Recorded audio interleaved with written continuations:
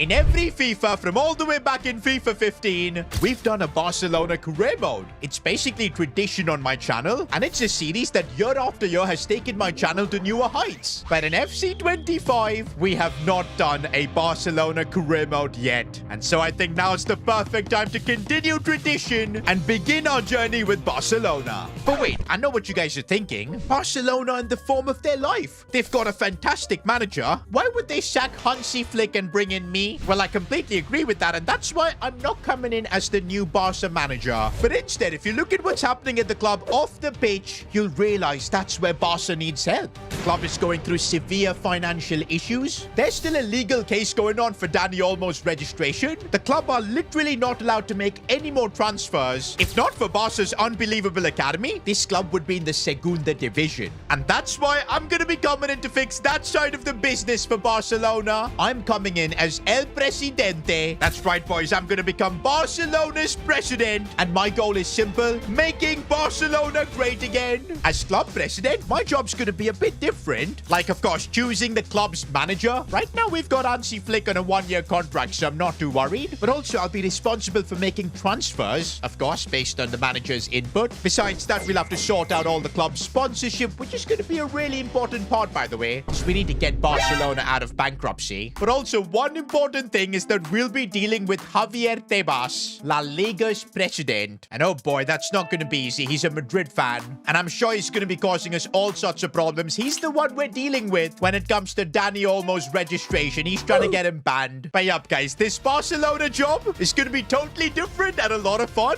but the goal remains the same. I want to bring the treble to Barcelona. Here we go, guys. Episode 1 with Barcelona. The tradition continues. Although this time I'm coming in a slightly different role as El Presidente. And of course, straight away, looking at the amount of young talent we've got, it's just crazy. There's Lamine Yamal, Pau Kubasi, Balde, and on the bench players like Gavi, Fermin Lopez, Casado. Now, of course, since I'm not the manager, I'm the president, I can't change any of the tactics. Hansi Flick's going to be deciding all of that, and also which players he wants to use as starters. And this is his tactical approach, boys. Basically a 4-2-3-1 formation. Super aggressive defensive line. Yup, we know all about that. And looks like this is how he wants this Barca team to play, with Lamine Yamal being one of the focal points, Pedri as a playmaker. And to be honest, I don't mind that at all. We'll let Hansi Flick cook. And that's why one of my first big decisions here at Barca, I'm not going to change the club's manager. Hansi Flick still has a one-year contract. In fact, I want to try and renew it at some point, because I think his style and everything is perfect for this club. We'll be listening to him and hopefully supporting him with transfers. And looks like that's what we're going to do right now, because I've got a meeting with Hansi Flick. Hello, Mr. President. I'll keep things quick. The club needs depth for the striker position. We also need another winger and definitely some defensive reinforcements. Get the job done, Pressy. We've got a treble to win. Well, guys, that was a quick meeting. I didn't have much to speak at all. Hansi Flick was as direct as it gets. He wants me to sign a new striker. Kind of makes sense, because Robert Lewandowski's 35. He probably does have one more season in him, but I don't think Hansi Flick trusts Pau Victor to be like the backup striker. Vitor Roque kind of turned out to being a fraud, and he's been shipped out anyways, so I can see why Hansi wants a new striker. But he also wants a winger, which is very interesting. We've got Lamine Yamal and Rafinha, who on form are probably the two best wingers on the planet right now. But yeah, when it comes to squad depth, we've just got Ferran Torres, who I think Hansi sees more of a backup to Lewandowski. We do have Ansu Fati, but this guy, yeah, he's gone from being the next Messi to now a player that's pretty much transfer listed. Feels bad, man, because I used to rep Ansu Fati quite a bit. But okay, I'm putting it up on my to-do list. We need a striker and a winger, but also defensive reinforcements. I don't think Hansi means a centre-back, because we've got Araujo. There's Kubasi already. Inigo Martinez is pretty good. Well, at least for a season. Okay, but in the full-back spot, we've got Conde and not really much depth. Fort is a young kid. Same thing for the left-back spot, man. I think Hansi Flick needs some squad depth in the full-back position. Preferably a player who can play in both spots. But about making signings, we may have a slight problem. You see, Barcelona's current financial situation, it isn't the best. That's an understatement. The club is close to bankruptcy, and we've got a budget of just 32 million to spend. And wait a minute, I've just received a bureau fax. It's from La Liga's president. The last time Barcelona got one of these, it was Messi saying that he wanted to leave. So this can't be good. La Liga are hereby banning Barcelona from the league for failure of complying with FFP regulations. If Barcelona fail to generate at least 200 million in player sales before match day 1, Barcelona will not be allowed to compete in La Liga. Okay, I know the La Liga president is a Real Madrid fan, but this is a bit too much. Bro's gonna kick us out of La Liga if we don't sell players? What kind of nonsense is this? Are we gonna have to join Liga, and is the Clasico gonna be Barca versus PSG? This is absolutely crazy, but I guess we're gonna have to comply. Truth is, financially, Barcelona have been run into the ground. At some point, we are gonna have to make decisions like this, and I guess it's now, because I do want to compete in La Liga. The crazy thing is, if we probably sell Lamine Yamal, we'll get that 200 million easy, just by one player sale. But if you think I'm gonna sell Lamine Yamal as club president, you are wrong. Not even the likes of Pedri, man. These are players I think Hansi Flick would want to build a team around. Rafinha too. Oh, looks like Flick is giving him the armband. But you know, one player that I'll be totally okay with leaving, Marc-Andre ter Stegen. Guys, I've never been his fan. We're transfer listing the statue. Meanwhile, guys, already offers are coming in. One for Ansu Fati. He still has our number 10 jersey. He was the chosen one. But now I've made the tough decision, boys. I'm escorting him out of the building. Sorry, Ansu Fati. La Liga forcing me to do this. But hey, maybe Ansu can revive his career at Napoli. That'll be good for him. And we're getting a cheeky 20 mil.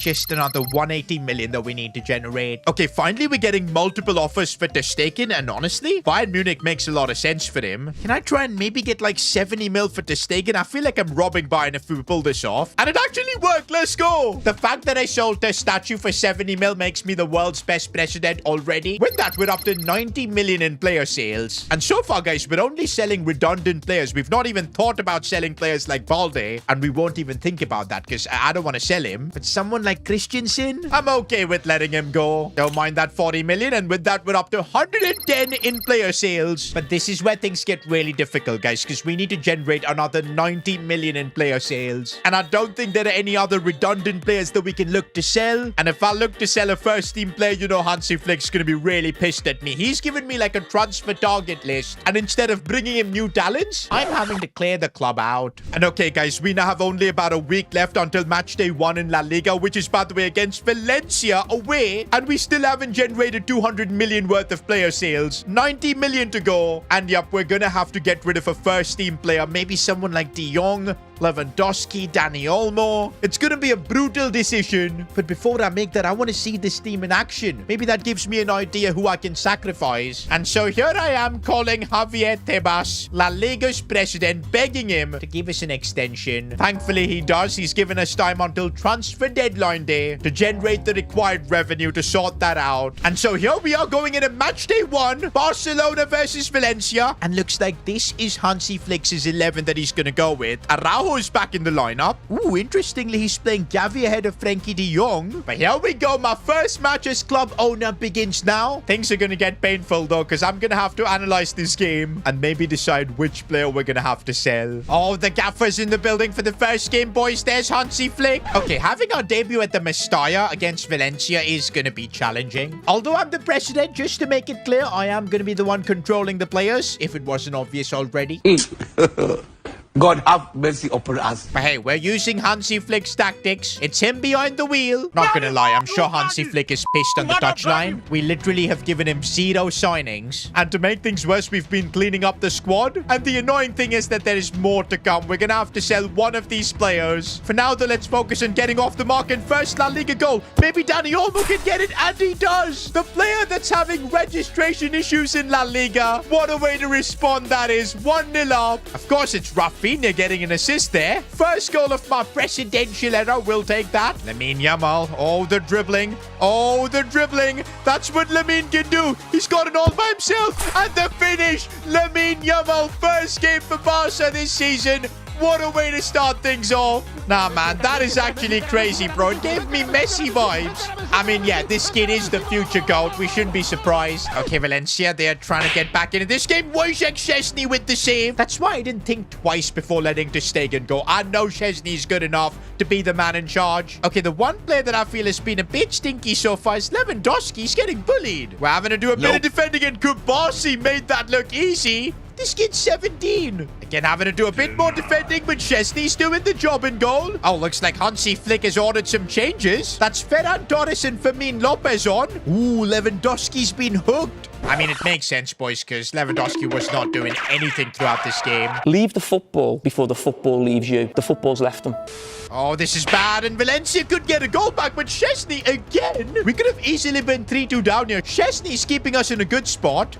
But he can't keep doing it, and we do end up conceding. I knew at 2-0 this game wasn't over, boys. Valencia are decent. We're going to need a big moment. Maybe one from Rafinha as he goes through. Gets it onto his left foot. Rafinha with a banger. The captain gets us the goal to seal this game 3-1. And yes, guys, we've done enough to win our first game in La Liga this season. But now we need to be making the big decisions, boys. We need to generate another 90 million. And I really don't know how we're going to do it. One of these players is going to have to be sacrificed. I can think of only a couple of options here. One of them is Lewandowski, which is crazy because he's our highest rated player, our only really good striker at the club. But to be honest, he's already going down in his overall. He was 89 when we started off. Now he's down to 88. And I think since he's a striker, we might be able to sell him for big money. Oh, wait a minute. We might not have to sell Lewandowski because there's a massive offer coming in from AC Milan for Frankie de Jong. They're already offering 88 million. All we need to do is negotiate this, get a little bit more cash, and it's done. We've raised enough money. Okay, let's try and countering 90 million. That's all what we need. Actually, why don't we ask for a bit more cash? Because why not? Let's ask for 99 million. Okay, they're only going to give 88. This is not looking good. Countering it at 90 and oh my days. This is horrible. I guess this is because I sent Hansi Flick to negotiate. He's not doing a good job. Come on, AC Milan. Just get this deal done at 90. They literally walked out. Oh my days. And bro, the clock is ticking. We're going through days like nothing. And now we've pretty much got 10 days until deadline day. And now we just can't seem to get more offers for Frankie de Jong. There is an offer though for Robert Lewandowski. 48.9 million. It's big for a player of his age, but maybe we can get a bit more. I wish we could have just sold de Jong for 90, man. That was such an L on my part. Let's see if we can get 53 million for Robert Lewandowski. And we actually can. That's crazy. AC Milan, I don't get you guys. Why couldn't y'all just pay 90 million for de Jong? Instead, these guys are paying 53 for Lewandowski.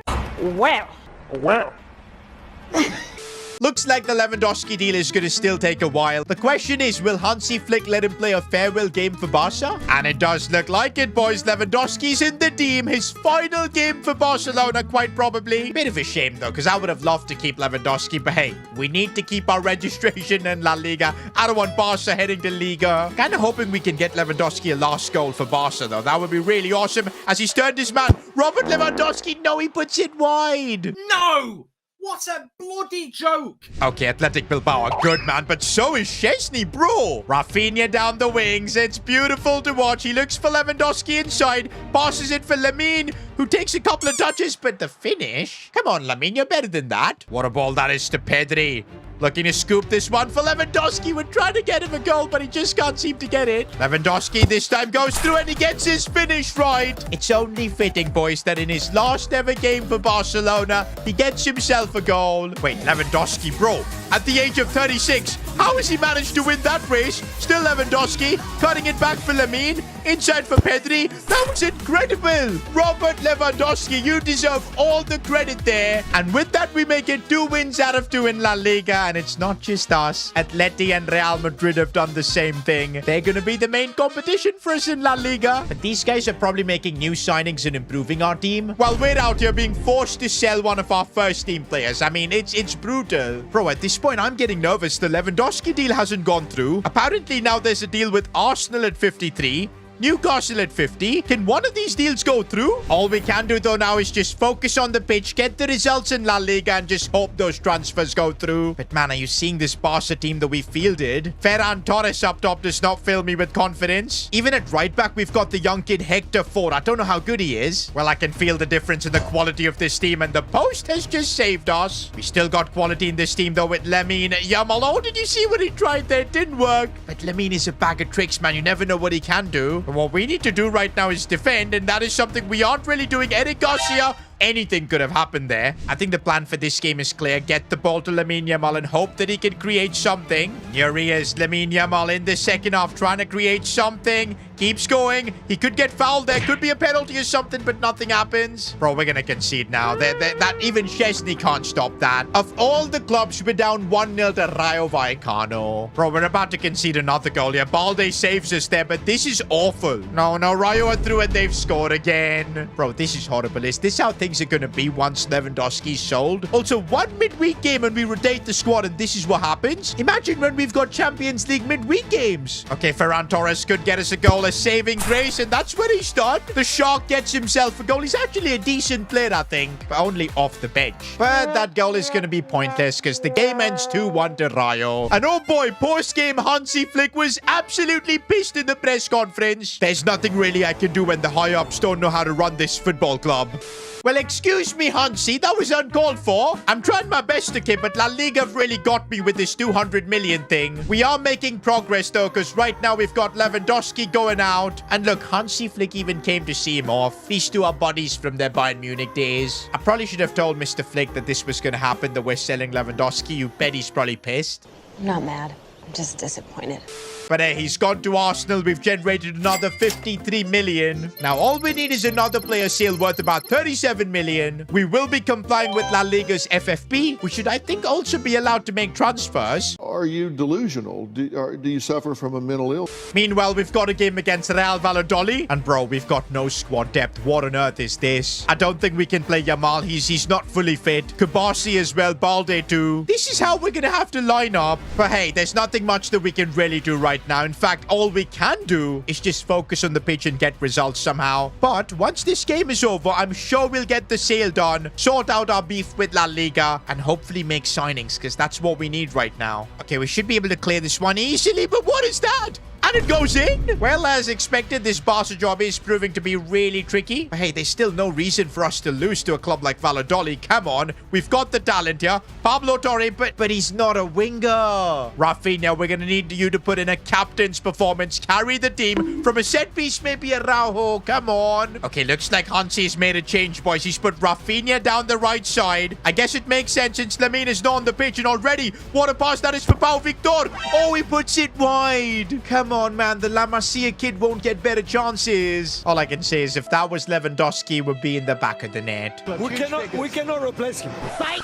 That's the wrong number. We're trying our best, though. And now again, Pau Victor. Pau Victor! In a time of need, Barcelona needed one of the youngsters to step up, and it is Pau Victor. No. We concede, though, right after that. We can't be losing back-to-back games in La Liga. That is, not good enough. Come on, Rafinha, your club needs you. What a ball that is for Pau Victor. And again, life gives you opportunities, and that's exactly what's happened for Pau Victor, and he's taken it with both hands. Free kick to Barcelona, and when I see anyone but Messi step up, does make me sad. Who's our best free kick taker right now? I think it's got to be Rafinha. Bro, if he can call this in, the roof is going to go off at this place. Rafinha, we needed to pull this off. Come on, Rafa, do it. Lead Barcelona. No, it's off the crossbar. What a joke. And that's it, guys. Full time. We're going to have to settle for a draw. We really could have won the game there. But again, Hansi Flick does not look like a happy man after this one. Bro, with the bad results in the last couple of games, Atleti and Real Madrid both are just improving their lead. And here we are, unable to even make a single signing to help out this team. Let's just first make that one more player sale and sort that out. But we've only got 10 hours to do that. And then hopefully still be able to make more signings. Guys, this is too chaotic. We've gone down to 3 hours left on deadline day, and it's just these offers that we have. A loan deal for Firmino, that's not going to help us. We're rejecting it. A big transfer offer for Koundé, that's going to solve our problems, but it's going to bring a lot more. We can't let go of Koundé now. That is not happening, and that leaves me with Frenkie de Jong. I think I'm going to have to get this deal done, and for cash, because my other option is letting go of Koundé, which I can't afford to do. With the squad we've got, yes, without de Jong, things will be tough, but we do have Gavi who can slot in. That's okay. Also, we need this deal to be an all-cash deal, but I'm worried Atlanta won't have the money to pay. I'm going to have to counter somewhere near his market value and just hope that the deal goes through, and it goes through. Maybe I asked for less money, but I had no choice, boys. With the clock ticking, it was too dense of a moment. And yes, boys, de Jong's departure has been finalized. We've definitely solved our FFP concerns with La Liga, and now with 1 hour to go, as president, I need to be out here making signing after signing and improving this Barca team. I don't even know if that's possible. But wait a minute, I've just got an email from Javier Tebas, the La Liga president. Congratulations on following La Liga's rules, Barcelona will now continue to play in the league. But do note that this doesn't get Barcelona completely out of trouble. The club will be expected to operate in a prudent financial manner. And so this season, we're only allotting a budget of 40 million for Barcelona. Bro, this is actually crazy. Our budget's a joke. We literally sold over 250 million worth of players. And now with 1 hour to go, we've got just 40 mil to spend. I really don't know what to do now. I mean, Hansi Flick wanted me to get a striker, a winger, as well as a defender. I don't know how we're going to do all three. We might need to prioritize one position. But with 40 million, are we going to get a world-class player? As club president, what do you guys think I should do? Let me know in the comments. This decision could decide Barcelona's future.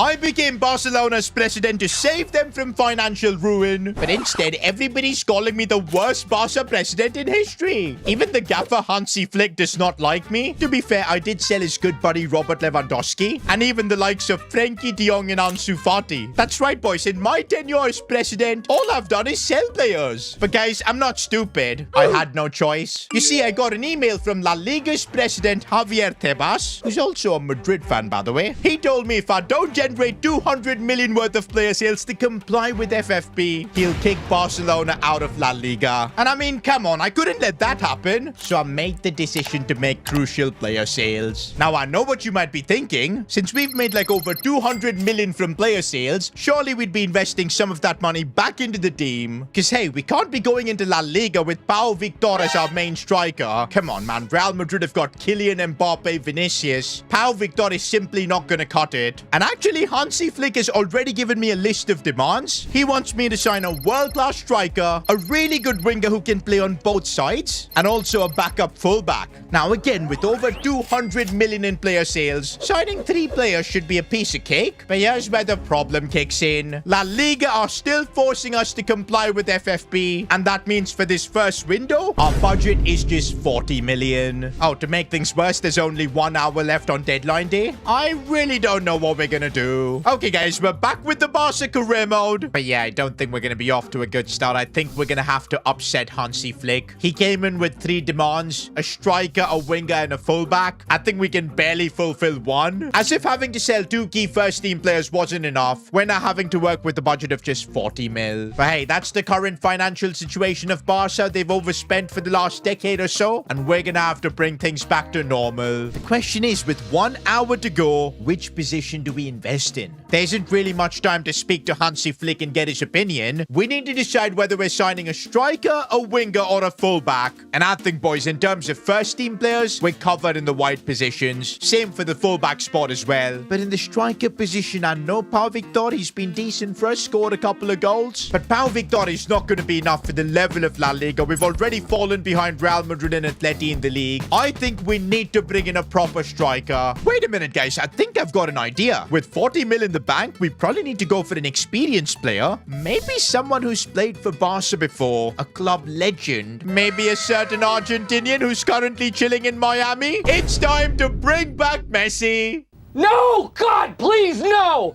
Nah, boys, I'm kidding. I got you, though. I got all of you guys. I know the minute I started this series, everybody's waiting like, when am I going to sign Messi back? Not today. Not today. I've read through your comments. And yup, the one player that's been popping all over the comments is this Samu kid. Plays for Porto. Spanish, so probably has some experience in La Liga or lower divisions. 78 rated. 6'4". In terms of his build, he's probably closer to Lewandowski. I think Hansi Flick would really like this. He's not world class, but there's potential. Now, whether we can get this deal done in 40 mil is another question. Well, the counter offer's at 44. Brilliant. But okay, we've managed to get the fee in affordable range. Okay, guys, I don't think if I can get this fee lower, but I'm still gonna try it at 35 mil because we need money for his wages. Can we actually pull this off? Yes, we can. And that, guys, is my first signing as Barcelona president. It's taken a while. Gotta say, though, bro is built like a tank. I mean, that's a worthy replacement for Lewandowski, and he does look good in Blaugrana. With that, guys, transfer deadline day is over, and what a dramatic window it was. I'm just glad that we were at least able to make one signing. I know it's not what Hansi Flick wanted. He wanted more improvements, but hey, with the situation, I think we've done what we could. And now we gotta focus getting results on the pitch, because look at Real Madrid. They're perfect in La Liga. Oh, and we do have the big man Samu making his debut. Hopefully he can fit into Hansi Flick's system. But I still don't think we've made Hansi Flick happy. The fact that we've gone from Lewandowski to Samu, it is a downgrade, although I would say Samu is a younger player. Uh-oh, our defense has been exposed. Szczesny has done really well to close him down. I can't believe just how good Szczesny is. The fact that he was chilling,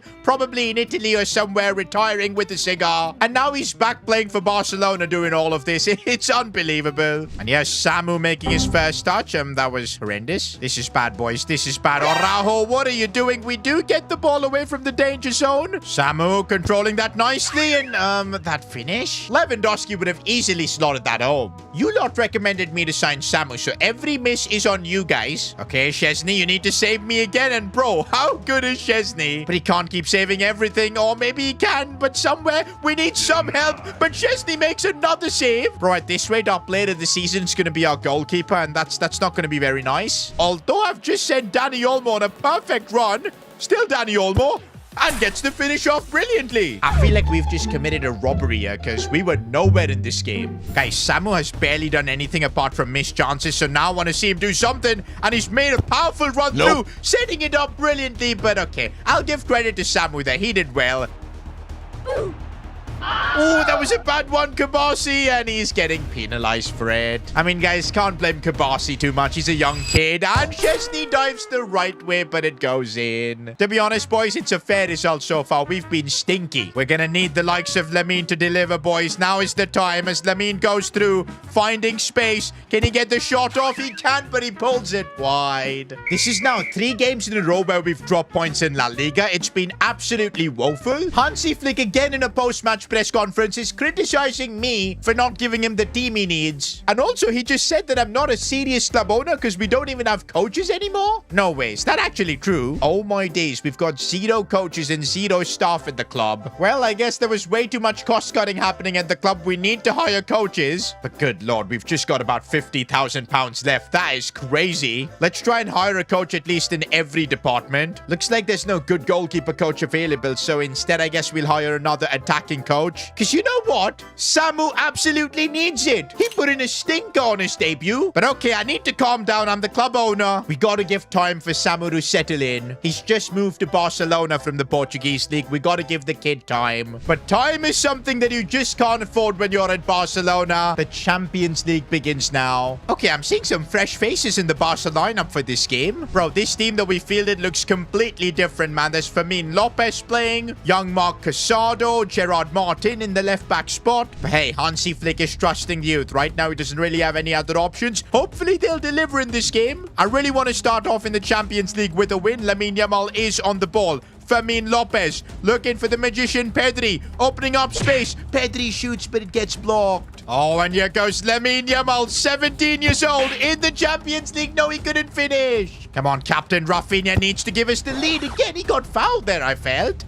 No. We've been opened up, and what? That is a ridiculous finish. Well, we're 1-0 down in the Champions League. Our streak of awful results continue. Well, this game's not over, boys, and no, we're not losing. I know it's basically our second team playing, but we can't start off the Champions League with a loss. Ferran Torres looking for Lamine Yamal. He's broken through. That's more like it, and that's what Lamine Yamal can do. It's crazy how reliant we are on a 17-year-old. And again, our defense has just been opened up. That is a joke. Well, that's what happens when we don't have Araujo and Pau Kubasi in the back line. Pedri, though, is trying to create something out of nothing. Ferran Torres, what is he doing? Oh, what a ball that is, though, for Rafinha, and this is where he shines. He's got an in behind. He's going to square this for Lamine, who's offside, I think. Looks like Hansi Flick is making some calls. Samu and Dani Olmo coming on. Already Dani Olmo's making a difference, boys, as Rafinha is now through. We could make a comeback here. Rafinha, tough angle, and the keeper stops that. That was our chance. No way. I actually can't believe what I'm seeing. Monaco have made it 3-1. Match day 1 in the Champions League. Monaco have cooked us. And honestly, this has got me thinking, because in the comment section, I saw a lot of you guys were saying that I'm ruining Barcelona as their president. At first, I didn't pay too much attention because that was just hating. But now I'm starting to believe it too, because oh my days, we are 30th in the league phases. I know it's only early days, but to see us here, it's depressing. And guys, don't forget the league phase of the Champions League is no joke. Soon we're gonna have to face Bayern Munich, Dortmund as well. Benfica again can be tricky. Taking L's like this could end up being really costly. But right now, guys, the situation is getting grim because we don't have a single win in our last 4 games. Also looks like Hansi Flick wants to have a meeting, and this does not look good for me. Mr. President, the way you're handling this club is unacceptable. You sold key players and then I asked you to bring 3 replacements, and all you got me was a 20-year-old kid. How am I supposed to work with this? Hansi, I'm sorry. There's a lot of pressure on me from La Liga too. I really don't know what else could I have done. I know you're pissed that you don't have a complete squad, but now is the time for us to work together and tackle this issue together. And I think I might have a plan. I think you might want to attend some of the youth games, because don't forget, we still have the world's best youth academy. Maybe now is the time to go through La Masia and find some youth talents, because that's always saved the club. All right, guys, it's time to see what kind of talents are lurking in La Masia. Why do we have an Irish player in here? Tommy Gallagher. Well, he looks absolutely awful with the 54 overall. He's not going to save us. Well, to be fair, he's 14. I shouldn't be this harsh. But okay, guys, a couple of players you have definitely piqued my interest. Aitor Montes, 79 to 94 potential. He's already 68 rated, can play CDM cam, centre mid, and centre back. Basically, this guy can play anywhere. Oh my days, he's got the tiki-taka plus play style. That is crazy. Is bro the next Sergio Busquets? It feels like that. And then there's Danny Diaz, who's a speed demon, 94 pace. The potential's there. He's got the Mbappe play style as well. Okay, right now it feels like bro can only run because he's got 94 pace. Shooting, passing, all terrible. But these are a couple of talented players that I think can be a part of our squad. I don't know if Hansi Flick is going to trust these young kids, but he's out here watching them in this youth academy game. And you can see Montes and Diaz are different gravy. I mean, look at Montes, boys. He feels so much like Sergio Busquets. He's got the passing as well. And also, Danny Diaz's raw pace is unbelievable. And looks like, guys, Hansi Flick is sold on these 2 youngsters. We are promoting them to the senior team. As if Barcelona's average age wasn't low enough, we've now got a couple more 17-year-olds joining in. Now, they're gonna have to be patient to get game time. Or maybe not, because straight away Danny Diaz is in the starting 11. That's because we had a midweek game, and look at the fitness of everyone. Well, that's perfect timing for us to find a solid youth academy player. But man, with this team, I don't know how Hansi Flick can get the job done against Villarreal. But yo, we haven't won a game in so freaking long. We need to get a result. Otherwise, Real Madrid are just going to walk La Liga. Oh, and Pau Kubasi has been done there. Araujo coming in with experience. Balde with another challenge. Oh no, we've been opened up again, and a cheeky chip, and Chesney gets beaten. Bro, why are we so bad in La Liga? I just don't get it. Also, Danny Diaz is wearing number 10. That was by accident. That wasn't supposed to happen. Although, he's just used his space to go through there, and he finds Fermin Lopez, who shoots and scores. Maybe Danny Diaz deserves that number 10. No, I'm kidding. That's a bit too much. We're going to remove that after this game. But he's just got an assist on his Barca debut. Danny Diaz again sliding that one for Samu, and here's our number 9. Finally, he's walked in with a bit of space. He should have got his first goal there. You guys told me to sign Samu, and so far he's just done nothing. Samu again with a chance. He's got a bit of space here, but again, the keeper forces the save. Halftime, and it's 1-1. I will say, with the young, inexperienced Barca team, we're still playing well. The youngsters are holding their own, but right now, that is not going to be enough. We need to be the ones winning this game. Hansi Flick is making some changes now. Samu is getting hooked. So is Ferran Torres. Oh, and Rafinha in a bit of space. Shoots. What a goal from Rafinha. Comes off the bench. Saves Barcelona. That's what Rafinha does. And guess who supplied him with that pass? Young Danny Diaz again. Have we just conjured up another Lamine Yamal? Because bro's got 2 assists on his debut. Oh, Pau Victor controlling that one nicely. And what was that for a finish? Both Samu and Pau Victor, I feel, try to compete for the worst finishing attempts. Oh, what a ball that is for Danny Diaz, who looks for Pau Victor. Could be another goal. A hat-trick of assists for Danny Diaz as Pau Victor this time converts. The youngsters of Barca carrying, and we finally get a win. Thankfully, we followed this up with a couple more decent results, and now we're at least getting back on track in La Liga. Although, look at the gap between us and Real Madrid. It is 7 points. And Madrid are unbeaten. We'll focus on that later because now we've got the Champions League where, of course, we lost our first game. Okay, we're facing young boys. This should be an easy victory for us. It's actually been a while since we've used our full first 11 together, and I'm hoping that yields good results. We need to win this game. Also, another thing that needs to happen is Samu needs to have a good game, man. He's been having stinkers since he's joined us. Pedri.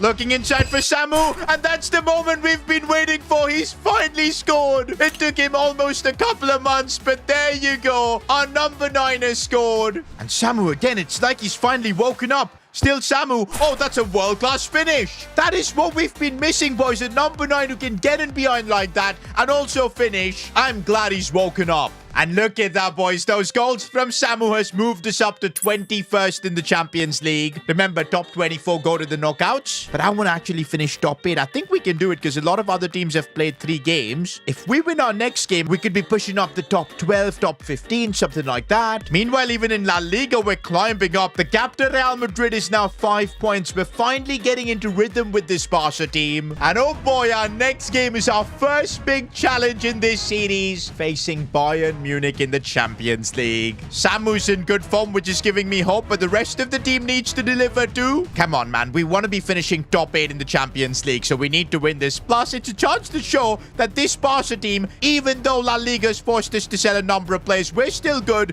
We're still going to be contenders. And of course, one reason we are going to be contenders is we've got Lamine Yamal, who when he wants, does what he wants. Still Lamine. Nope. It's brilliant, but Ter Stegen makes the save. What? I completely forgot we sold him to Bayern Munich. Nah, boys, this is a reunion I did not expect. I really want to be dunking on Ter Stegen, boys. Let's see if we can get a goal. Pedri is broken through. Pedri, let's go. We take the lead against Bayern Munich. Ter Stegen could do nothing. Look at Lamine pick out Pedri there. It was brilliant. A lot of you guys were saying that I was just hating on Ter Stegen, but nah, man. I'm an honest Ter Stegen hater. I feel he's one of Barca's worst keepers. Okay, maybe that's a bit of an exaggeration, but still, I do not rate Ter Stegen, and I really want to cook him in this game. Oh, Lamine Yamal is genuinely having the game of his life. Big games, he just wakes up and does that against Bayern Munich. Carved through that defense like it was nothing. 2-0 up Barca. And there's Pau Kubasi against Bayern Munich, making it look easy at the back. Lamine Yamal versus Alphonso Davies has been a no contest so far.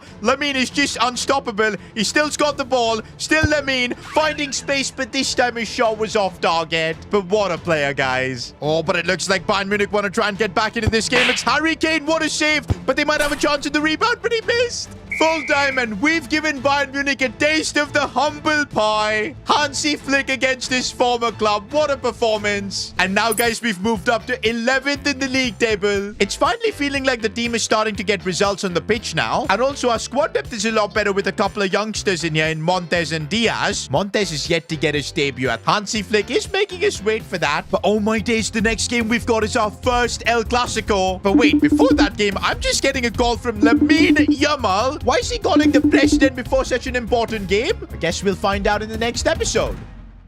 I became Barcelona's president, but since then, things have not really gone down so well. I mean, I was literally voted as the worst Barca president in history, but not all of it was my fault. We were literally forced to sell 200 million worth of players. Lewandowski, Frenkie de Jong, all of them were gone. I mean, the gaffer Hansi Flick was really pissed at me for that. He even demanded signings from me, but La Liga didn't even let us do that. They just let us spend 40 million, which we used to bring in Samu, who's kind of been a flop so far. But still, we're Barcelona and we've managed to fight back with players like Lamine Yamal and Captain Rafinha leading us. And also Youth Academy talents coming through from La Masia, especially Dani Diaz. That kid got a hat-trick of assists on his debut. And with all of that, we've managed to get into touching distance of Real Madrid, 5 points behind them. But up next is the El Clasico, the first one of the season, my first as president. And if we can go to the Bernabeu and beat Real Madrid, the title race will be back on. But wait a minute, I'm just getting a call from Lamine Yamal right before the Clasico. Okay, I've set up a meeting with Lamine and he's now walking into my office. Boss, I'm one of the world's best players right now, and I feel like I deserve to get paid more. I mean, even Ferran Torres is earning more than me. I think it's fair that you double my wages. Yo, hold up. You do know that the club is going through a financial crisis? Didn't you see all the players we sold? I cannot double your wages. We don't even have that kind of money. But what I can do is pay you more than Ferran, but you're gonna have to earn it. Score in this Clasico, and I'll get you the deal. I think we've played it really smart with Lamine Yamal. First of all, I'm happy the meeting was about contract stuff, because yeah, I don't really want Lamine Yamal leaving. But yeah, when I look at this, Lamine getting paid 89,000 per week, and Ferran Torres getting paid 105, I can see why Lamine's complaining. Fair enough. But hey, we've made a deal with him. We will give him a wage bump if he scores in this Clasico. By the way, we're just about 4 million in the bank. We really are broke right now, so it's gonna be hard giving Lamine Yamal a wage increase. I'm glad we negotiated it that way. But yes, boys, we're gearing up for the Clasico now. Hansi Flick looks feisty in the press conference. Looks like Hansi Flick is playing it safe for this Clasico, our strongest 11. Samu is starting, who's kind of been a flop. He's only scored like a few times for us, but I guess he's getting better. He's a young player. We need to show him patience. Saying that, the explosive Diaz from La Masia, he's on the bench right now, and you never know with Flick, he might bring him on. Off we go to the Santiago Bernabeu for the first Clasico of the season.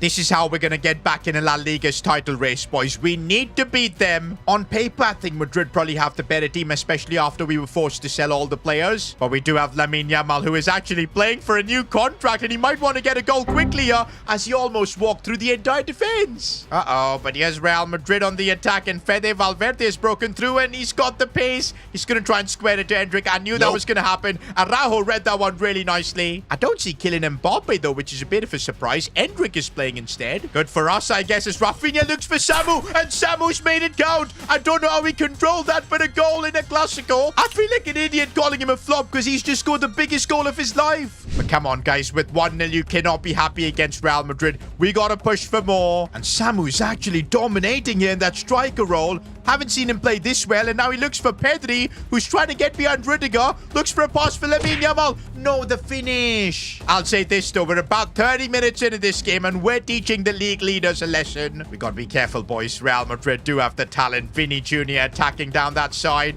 Araujo didn't really do well, and Real Madrid get back into it.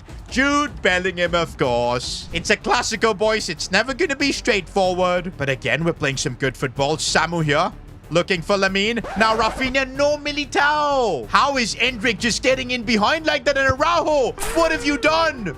How did you let Endrick just pass you like that? Of course his hands are on his head. Now we're the team losing in the Clasico. This is unbelievable, guys. Real Madrid are outplaying us, and Bellingham has made it 3-1. Hansi Flick's making a change. The young Dani Diaz is coming on, but I feel it's too late. Sending it through for Dani Diaz, but even with his pace, it's not enough. No way, guys. How has Rodrigo gotten in behind? And he actually puts that in as well. This is utter humiliation. We're getting suied by Rodrigo. I don't think things can get worse than this, boys. This is utter rock bottom. The media is not only attacking me as president, but also the manager, the players. And in this chaotic situation, I've now got a meeting with Hansi, and I really don't want to attend this. Mr. President, this is a joke. The club is in desperate need for transfers and more quality. You need to back me, otherwise I'm just going to offer my resignation. If in the January transfer window you don't get me signings, I'm leaving. Oh my days, guys. Hansi Flick has given us an ultimatum. If we get to the 1st of Feb, which is where the real season begins, the business end, and if we don't back Hansi Flick with transfers, he's legit gonna leave. I genuinely can't believe this. And I don't know what we're gonna do with about 5 million. The truth is, the club actually has a lot more money. Look at the profit we're making. It's just that we're not following La Liga's FFP. We've got until January to figure out how to comply with that, so we can actually make signings. But for now, the only thing the club can do is try and get back on its feet. We've got some really winnable games in November. The club needs results. Well, looks like Hansi Flick is making some changes. A 4-2-1-3 formation, kind of similar to his 4-2-3-1 at Bayern Munich. But I don't know if Gavi and Pedri are going to be able to play in that CDM role. But you know what? With the way we're conceding goals, we kind of need them to. In this new system of Flick, one player that can really work is Montes from La Masia. I mean, this kid can basically play anywhere. Look at the positions he's got. But it's a brave call by Flick to give him his debut. We lost to Real Madrid, but there's no way we're losing to Espanyol. Lamine Yamal gets us the lead. He's probably got it that he couldn't get a better contract. Eventually, he will get it, but he's going to have to earn it. Oh, but Espanyol, I mean, come on. Why are we so bad defensively? It is a really good thing we've got Lamine Yamal who can walk through defenses like that. He gets himself another. But yo, this system's a lot better. We're winning the ball back. Did you see Montes there? I think Hansi Flick has got the tactics really right now. It's looking like his team, and that could result in a Dani Olmo goal as well. Let's go. That should be enough to get the result against Espanyol. But there's no room to rest. We're heading straight into a Champions League game, and I do see a few rotations in the lineup, and also there's Dani Diaz starting. He's on the left-hand side, and here's the pace merchant Diaz. He's going. Dani Diaz on the attack, looking for a bit of space. He's going to look for the pass. Fermin Lopez gets the goal. Another assist for Dani Diaz.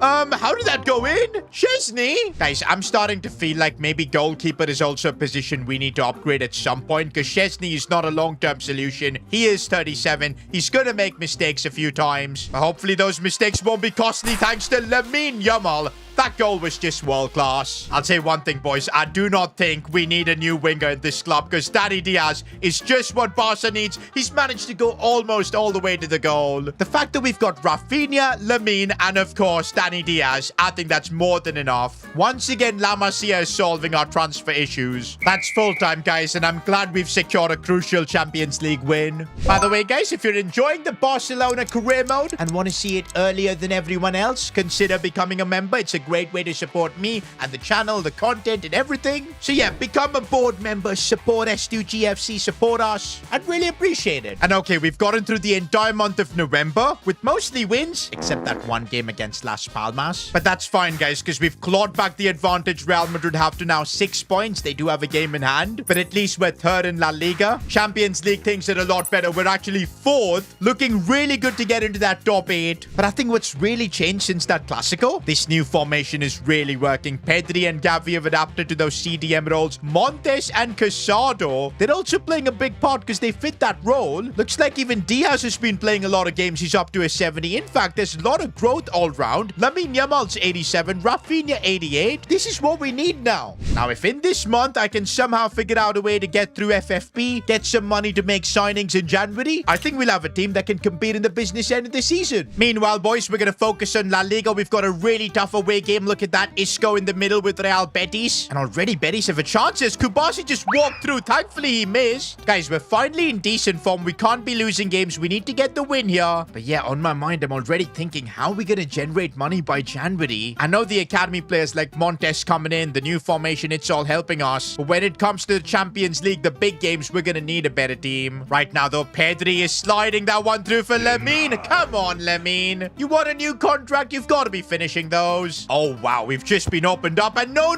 Chippy Chip again. I thought that was in my past. But former Barca player Abde has actually scored against us. Do you know what? The more we go through all of this, I can see why Hansi Flick wants out if we don't back him. But right now, Lamine Yamal, brilliant dribbling. He's finding space where there isn't any, and he's getting the finish off. With Lamine Yamal, we can still believe. Oh, Lamine is breaking ankles out there, looking for Samu. Big chance, and Samu converts. It's been a while since I feel like he scored. And now the Pedri magic show begins as Dani Olmo gets the ball now. We're waiting for Samu to make the run. We should seal the game now, and Samu gets a brace. Finally, he's starting to shine.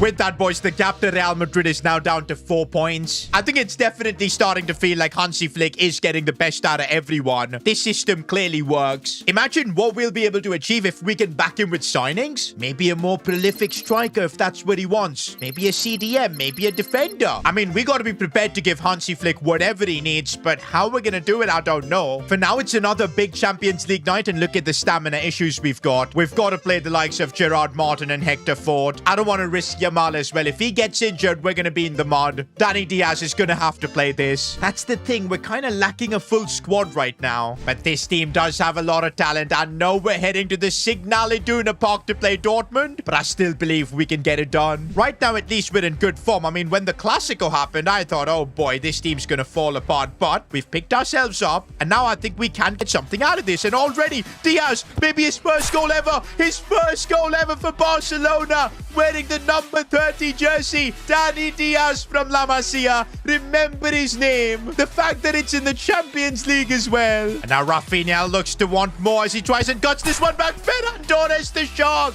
Right place, right time. Bro, after that embarrassing defeat, I did not expect to be leading 2-0 against a club like Dortmund. Oh, but Dortmund have managed to really carve through there. And a cheeky chip. Szczesny got it. Finally, a keeper that did get chippy chipped. Tears in my eyes, boys. That's a monumental moment right there.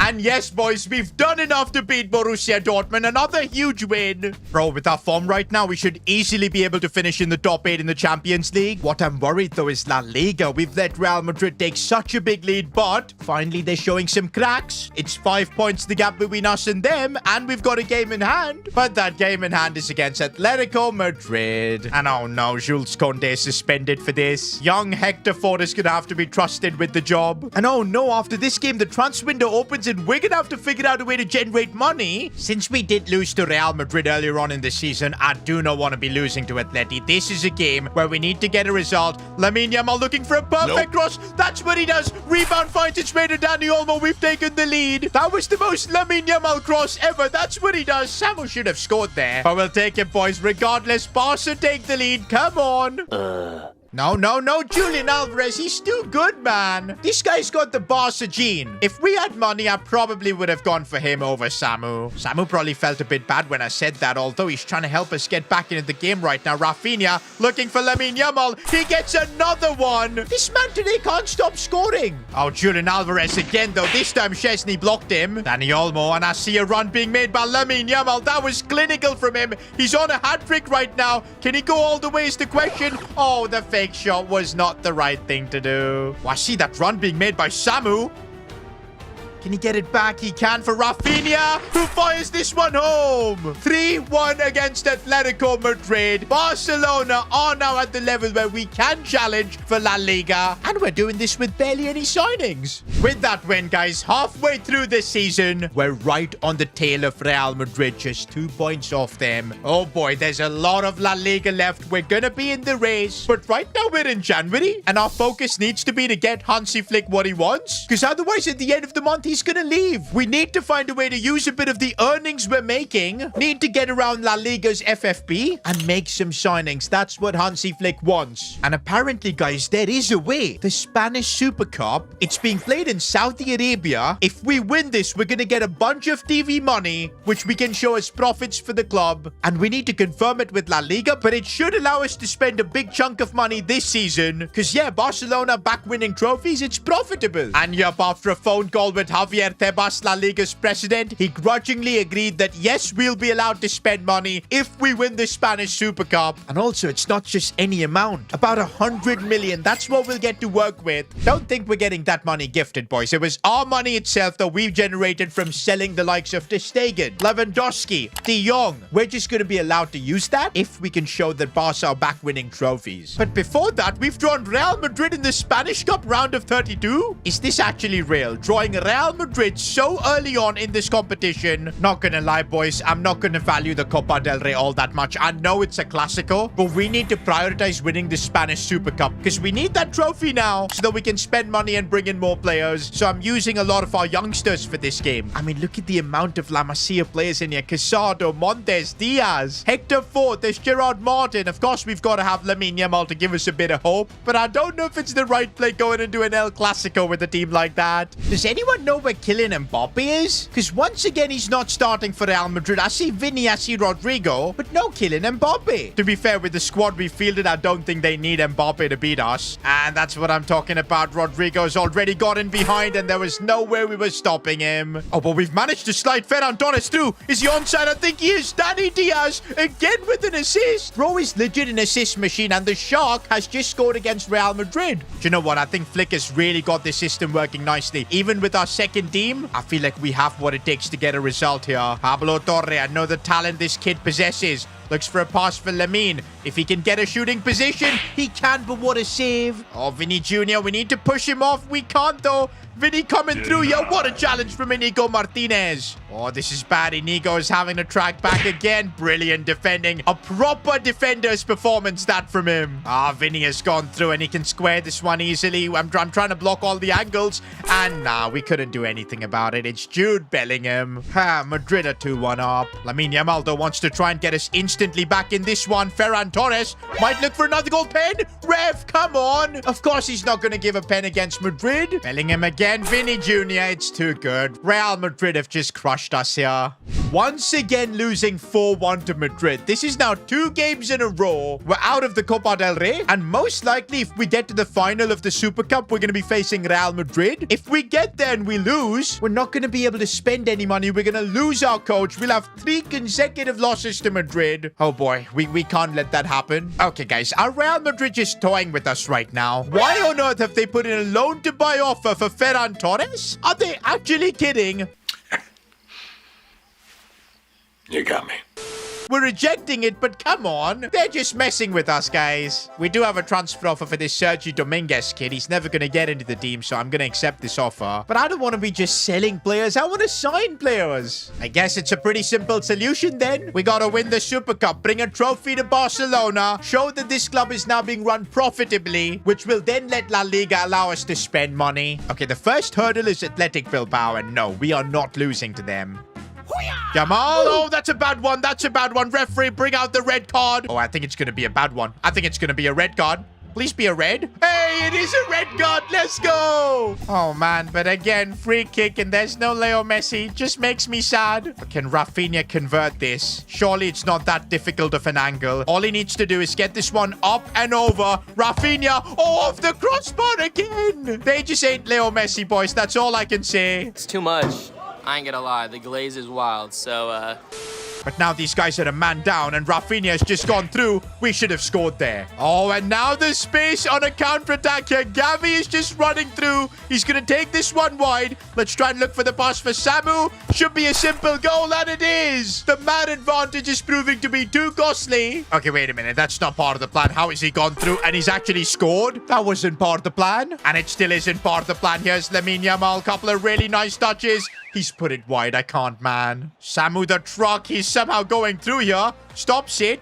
Back for Lamine Yamal. Looking inside for Dani Olmo. And there's the goal we've been waiting for. Surely we're going to seal this game now. And Dani Olmo gets a second. Through we go to the Super Cup final. And now most likely we've got a final against Real Madrid in the Super Cup. And guess what? We win that game. Next episode, we can actually make our first big signing at Barcelona, giving Hansi Flick what he wants. But if we lose, the consequences are going to be brutal. Flick will literally walk away and we'll have to be on the hunt for a new manager. And also, guys, before the final of the Super Cup, we will have a press conference. First time for you guys to ask your questions directly to El Presidente, so put them down in the comments. I'm Barcelona's president, and it's my job to keep everyone at the club happy. Yet right now, nobody's happy. The players are frustrated with the bad results. We literally got cooked by Real Madrid twice. And the gaffer Hansi Flick isn't happy because we've just not been able to back him. He literally asked for a few signings and we couldn't even give him that. You see, the club's under tremendous financial pressure, mostly because of La Liga and their stupid financial fair play rules. But because of that, the club is in a really tight spot. We can't spend any money. And that's why Hansi Flick has threatened to leave by the end of this window if we don't give him signings. And as of this moment, we're only allowed to spend 5.8 million. And with that, we're not bringing any new players for Hansi Flick. Are we really going to have to sack our manager and find a new one? Well, not today. If we win the Spanish Super Cup, which is being held in Saudi Arabia, we'll get a big chunk of broadcast revenue from there. And that could change everything for us. We would be allowed to spend upwards of 80 million in this window. And that should easily be enough to bring in a signing. But in the Spanish Super Cup final, we're predicted to play Real Madrid. And so far against them, we've just not been able to compete. But we've got no choice. If we want to keep our manager, if we want to bring in more players and improve our team, we've got to win the cup. Okay, guys, wait a minute. We're facing Mallorca in the final? Who would have thought? Not me. I'm definitely a happy man after hearing that. Real Madrid got knocked out. Let's go. Okay, this changes everything. Now, 100% we've got to win the cup. Oh, no. We've got quite a few tired legs. I guess it's all the traveling to Saudi Arabia. We had to play the semi-finals as well. Hansi Flick has made a lot of changes to this team. Pablo Torres playing. Our academy talents, Diaz and Montes in there as well. But we do have Captain Rafinha leading us out. We need to win this trophy. The fact that we're facing Mallorca, it should be a guaranteed win for us. We've just got a better team. But man, these guys have knocked out Real Madrid, so I'm not really sure. We've got the Shark on the attack here. Ferran Torres finding a bit of space, gets tackled. I still need to play Pedri though as he looks for Rafinha. What a pass. Rafinha, you've got to do better there. Pablo Torre, we know how talented he is as he looks for Ferran Torres, the Shark. Finding a bit of space, goes for goal. Good save. Maybe something from a set piece. Why are we so bad with set pieces? Montes from the academy looks for a pass for Pablo Torre. Inside for Rafinha, the captain again gets tackled. 30 minutes into this game, Mallorca defending really well. This is probably what they did against Real Madrid. And then they've got the pace to get on the attack as well. Mojica's coming through. Mallorca with a proper chance here. Chesney with the big save. And we somehow survived. I think we made a mistake underestimating these guys. I think Rafinha is going to be the key to everything in this game as he looks for Ferran Torres. Cutting it back for Danny Diaz. No! It's now the second half and we're still yet to find the breakthrough. But this could be the moment. Rafinha's broken through. Surely it is. Goes for goal and scores. Captain Rafinha leading us. Scores in the final. Oh, but Mallorca have a chance to get back into this game. What a save from Chesney. Now we need Pedri to help control this game. Maybe one game-winning pass here. Oh, it's a good one for Rafinha. He could score from that angle, but a good save again. One more goal and I think this trophy is ours. Oh, Pedri, that is absolute magic from him as he strikes one from distance. What a goal, Pedri. I don't think Mallorca are making the comeback after that. Pedri with a magic goal. It's full time, guys, and Barcelona are winning their first trophy in the season. Rafinha is the one to lift it. This could now completely change our season. For once, Flick looks happy in the post-match interview, but he's also saying that if Barca want to win the Champions League and La Liga, he needs to be backed by the board. That is probably a message for me. Meanwhile, we've just received the email from La Liga. We're allowed to spend 80 million euros in this window. That is way more than we even got in the summer window. I remember we were dealing with just 40 mil back then, and that's why we could only sign Samu the truck. Okay, guys, now it's my job to use this 80 million and improve this team as much as I can. Hansi Flick is, of course, given a few suggestions. He would really like a new CDM, and I think that makes a lot of sense. Both Gavi and Pedri are brilliant, but this is not really their natural position. So someone a bit more defensive could, I think, really help the squad. I know we've got Montes and Casado, but they're still really young. But Hansi Flick is also open to getting a new goalkeeper, because as good as Chesney is, he's probably going to retire at the end of the season. He's still only 84 rated, so yeah, we could do with an upgrade there. And finally, Hansi Flick is not impressed with Samu. In 16 games this season, he scored 5 goals. So yeah, Hansi Flick is open to seeing him getting replaced. Okay, I'm just happy his value has gone up by 25%, so at least we're not going to lose money. But yeah, Hansi Flick wants literally 3 signings. I don't think we can do that. What we can do is give him one really good player. But the question is, which position do we strengthen? Striker, CDM, or goalkeeper? I think for the goalkeeper position, we'll just trust Chesney for the rest of the season. Next season, we're looking to bring in a new goalkeeper. CDM, I'm kind of happy with Gavi and Pedri, but I'm not happy with Samu. The dude literally turns like a truck, man. I know you guys wanted me to sign him, and we did, but it's clearly not working. I think in this window, we need to focus on getting a new striker. Before we make any decision, though, I promised you guys that the president is gonna host a press conference. S2G, leave the presidency before the presidency leaves you? The football's left him. At this top level, he needs to call it a day. Are you trying to hurt my feelings? This is why I didn't want to host any press conference, guys. You guys are just gonna bully me. Okay, this next question at least is about Lamine Yamal. Yamal is still waiting for his wage increase. The president keeps telling him to prove himself worthy even though he's clearly been Barca's best player. Because of the disrespect, Yamal is now asking for you to triple his wages. How are you gonna handle this? Triple my wages, Browski. Get out of here, man. Shit.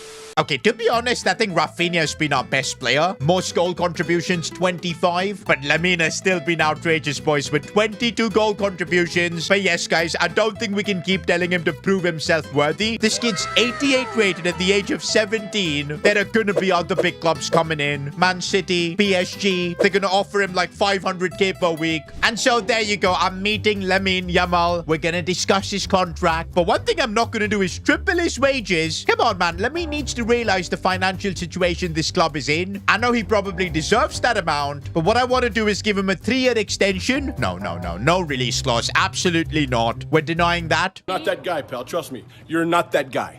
In terms of wages, I'm willing to double it. We'll offer him 178,000 per week. If he accepts it, well and good. If not, we'll try and renegotiate with him later on. I know he loves Barcelona. He's not someone who's going to leave us for the money. So let's submit offer and hope that he accepts this contract. And he does. That's what's up. We didn't have to triple his wages. We kind of played his bluff. But this is a huge moment, guys. We've renewed Lamine Yamal's contract. At least one worry is off the table. It is a bit crazy, though. At the age of 17, he's our joint highest rated player along with Rafinha. Next question. Danny Diaz feels he's not getting enough game time and is threatening to leave. What are you going to do about it? Nah, man. Danny Diaz, that's the most stupid thing I've ever seen. You should be grateful to Barcelona for giving you a chance to shine. You've played 8 games as a 17-year-old kid coming through. If he wants to leave, so be it, because we're not playing him ahead of Yamal or Rafinha. He's going to have to be patient, but I doubt he's going to leave. He's just trying to put a bit of pressure on us. See what we do. But now we've put him in his place. Know your place, trash. Hansi Flick is mad that he did not get any good signings. He's getting mad. Yes, I know you don't have to say it twice. And so I think it's time we get him a transfer. And if there's one striker I think Hansi Flick would enjoy coaching, it's got to be Julian Alvarez. I know he's playing at Atletico Madrid. And I know he's worth so much money. But I can't think of any other striker that would fit perfectly in our team. He's such a hardworking player, presses like a madman. Him, Rafinha, and Yamal could just absolutely cook. I mean, that's a Champions League winning front three. And I'm 100% sure if we pull off the signing of Julian Alvarez, Hansi Flick ain't going to have any sort of problem. He will continue to stay at the club, which is exactly what we want. The only issue is that Julian Alvarez is worth a lot more than 80 million. But I do have a meeting right now with Diego Simeone. And if we can put Samu in a swap deal here, who's worth about 40 million. Plus, this guy is built to be an Atletico striker. We put in Samu plus chuck in another, say, 55 million. Could we get a deal for Alvarez? Would Atletico Madrid agree for this? Oh, but they want a lot more money for Julian Alvarez. 85 million is their counter offer. And we just don't have the money for that. I'm going to have to really negotiate hard here. I'm going to counter with 60 million plus Samu. Are they going to give us a deal here? We might actually be able to pull this off, guys. 66 million plus Samu. Nah, I still want to be a bit cheeky. Let's get this done at 65. And yes, boys, we might be able to sign Julian Alvarez. The deal has been negotiated with Simeone. And I don't think we're going to have any issues of convincing an Argentinian to join Barcelona. We're offering him a decent wage. He accepts it. And finally, Barcelona have got their first serious signing this season, Julian Alvarez. I feel like this signing is absolutely game-changing. The striker position was one spot that was really holding this team back, but now we've solved that issue. But yeah, boys, we kind of gave it everything, and I don't think we can make any more signings this window. We've got 13 million left. We're not going to get any first-team quality players in that. We've brought in one player at least for Hansi Flick. I'm hoping he sees that and decides to stay at Barca. We don't want him resigning. I guess we'll only find out Hansi Flick's decision once the window ends. Okay, wait a minute, guys. Hold up. Behind our back, Atletico Madrid are doing something sneaky. They've submitted an offer for Alejandro Balde. And yo, Balde's actually negotiating with them. Oh, that's because he's got a release clause, man. We need to renew his contract now and give him a big wage bump. Let's try 115. He's willing to accept that, but he wants a bigger release clause. I guess fair enough. For now, at least I'll keep him at Barcelona. Man, we almost lost him to Atleti. Looks like they're pissed that we signed Julian Alvarez from them. For now, boys, we can focus on Julian Alvarez's debut for Barcelona. We're facing Getafe, and now we've got no excuses, boys. We've got a world-class attack. It's time to get back to the top spot in La Liga. Already Alvarez linking up nicely with Lamine Yamal. Gets it. back on the volley first time. That should have been a goal. Now this Barca team actually looks lethal, man. Look at Julian Alvarez. Keeps hold of the ball. Back for Rafinha. Good first touch, but good defending from Getafe. We know they defend deep. And that's why I feel in this game, Pedri's going to be huge. We need him to unlock the defense as he looks for Lamine Yamal. Here goes Yamal on the charge. And there's the finish. 1-0 against Getafe. New contract, still the same Yamal. And now Rafinha's trying something as he looks for Balde. Could he look for a pass? Maybe. No, Balde wants to go by himself, which was maybe a mistake. Although, Julian Alvarez, Rafinha, I don't know what was happening there, but we have made it 2-0. That's what I'm saying. Alvarez in the box just moves around so much, causes chaos, and we took advantage of it. With the win against Getafe, we are now so close to getting back in the title race. Both Real Madrid and Atletico are 3 points ahead of us, but we've got a game in hand. La Liga isn't over yet. Meanwhile, in the Champions League, we are doing so incredibly well. I think one more win and we should get our top 8 spot secured. Oh, and we are facing Benfica away from home. This is going to be a tough one. Angel Di Maria is playing against us. I know he loves scoring against Barca, so it is going to be a tough game. And it looks like Flick is playing a lot of the youngsters. There's Fermin Lopez, Dani Diaz as well. What I really want to see is maybe Alvarez get that goal, but I think Dani Diaz is offside here. I could have squared it to Alvarez. Oh, Angel Di Maria looking for a cross. Good thing we've got Koundé. And here's Fermin Lopez as we are on the attack with Alvarez, but he couldn't get in behind. He goes sliding in there. That's the pressing we want to see. Oh, this is one thing I absolutely love about Dani Diaz. That raw pace. Not many players have that. But sometimes his decision-making is dodgy. Oh, and this is not looking good, boys. Benfica have gotten in behind here. Rajoy does everything to track back. I don't know how he stopped that there. Oh, but we are not stopping this from Benfica as they've managed to open us up. Come on, Julian Alvarez. Now we need you to get your first goal for this club. And yes, he does. I don't know how from that position he was able to get the shot off. But that's what Julian Alvarez can do. Look at Hansi Flick, boys. He's so happy that we've got a striker like that now. And Alvarez, he can pass the ball as well as he looks for Dani Diaz. Dani, no. He does everything right in terms of his movement, his speed. But then his decision-making is just horrible. Lamine looking inside for Fermin Lopez. That should be another goal for us. What a finish from Fermin. Oh, Dani Diaz wants to make amends for his miss. He's still trying to dribble. No space, though. So he goes inside to find Lamine Yamal. Could get himself a goal here. Nah, Lamine puts it wide. Oh, but Benfica in the last minute of this game have a chance and they've scored. How did we let this happen? Well, that's full time and we're only getting a point from this. And because of that draw, I don't think we're safe yet to get a top 8 finish. Milan have got 13 points. So if somehow we lose our final game, there's a real chance we could drop down to like 9th position and then we'll have to play through the playoffs. Our final game in the Champions League is against Atalanta and they're fighting for a spot to get to the knockouts as well. And oh my days, the tired legs. Lots of changes that Hansi Flick has made, but we still need to win, guys. Getting top 8 is at least a guaranteed way to make it to the round of 16. I do not want to be dealing with the playoffs. Oh, and we're looking for Ferran Torres, who gets there first, and good finish there from the Shark. Not gonna lie, boys, Ferran Torres is a backup striker. He's really doing bits for me. He doesn't even complain about being on the bench. A solid squad player to have. Okay, but we need to defend this, and we've made a complete mess of it, and fair enough. Atalanta equalize. Oh, and they've gotten in behind again, and this time they put it wide. Bro, Atalanta doing everything in their power to get us out of the top 8. We can't let that happen. I think a draw should be enough, but let's not risk it. Oh, and we're looking for Rafinha there. He's going to play that one back for Ferran Torres. Diving header, and that goes in. Nah, man, Ferran Torres is absolutely clutching up in this one. Oh, this is bad. This is bad. Chesney with the big save, and what is happening? He collects it. Oh, what a ball that is for Dani Diaz. Can he do something this time? Oh, that's a good cross for Ferran Torres, but this time he couldn't win the header. Let's not give away our lead. We're defending well, but yeah, I do feel like we need a 2-goal cushion in this game. One more goal,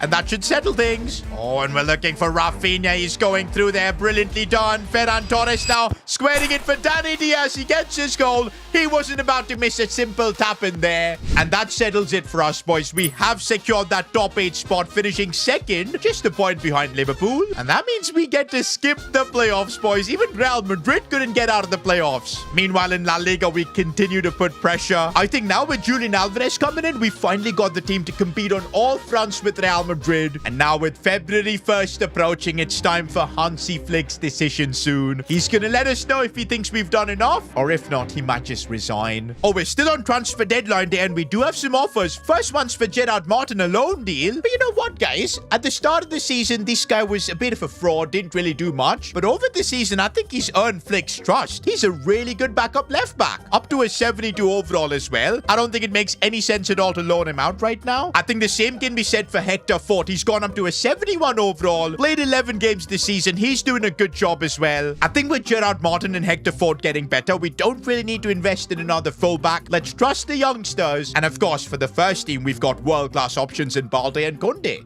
Meanwhile, on deadline day, are we going to have any silly surprises? Oh, and okay, we do have an offer for Aitor Montes, the man from the academy. 7.5 million. But nah, man, I feel like he's a great part of our squad right now. We use him so much from the bench, even as a starter. He is the next Sergio Busquets, boys. I'll say that. So, yep, we're rejecting it. Oh, my days. A 91.3 million offer from Athletic Bilbao. Wait, don't these guys only sign Basque players? Why are they after Koundé? They're also offering Aitor Paredes in exchange, 78 rated. Nah, man, on deadline day, if I sell Koundé, Hansi Flick is definitely going to leave the job.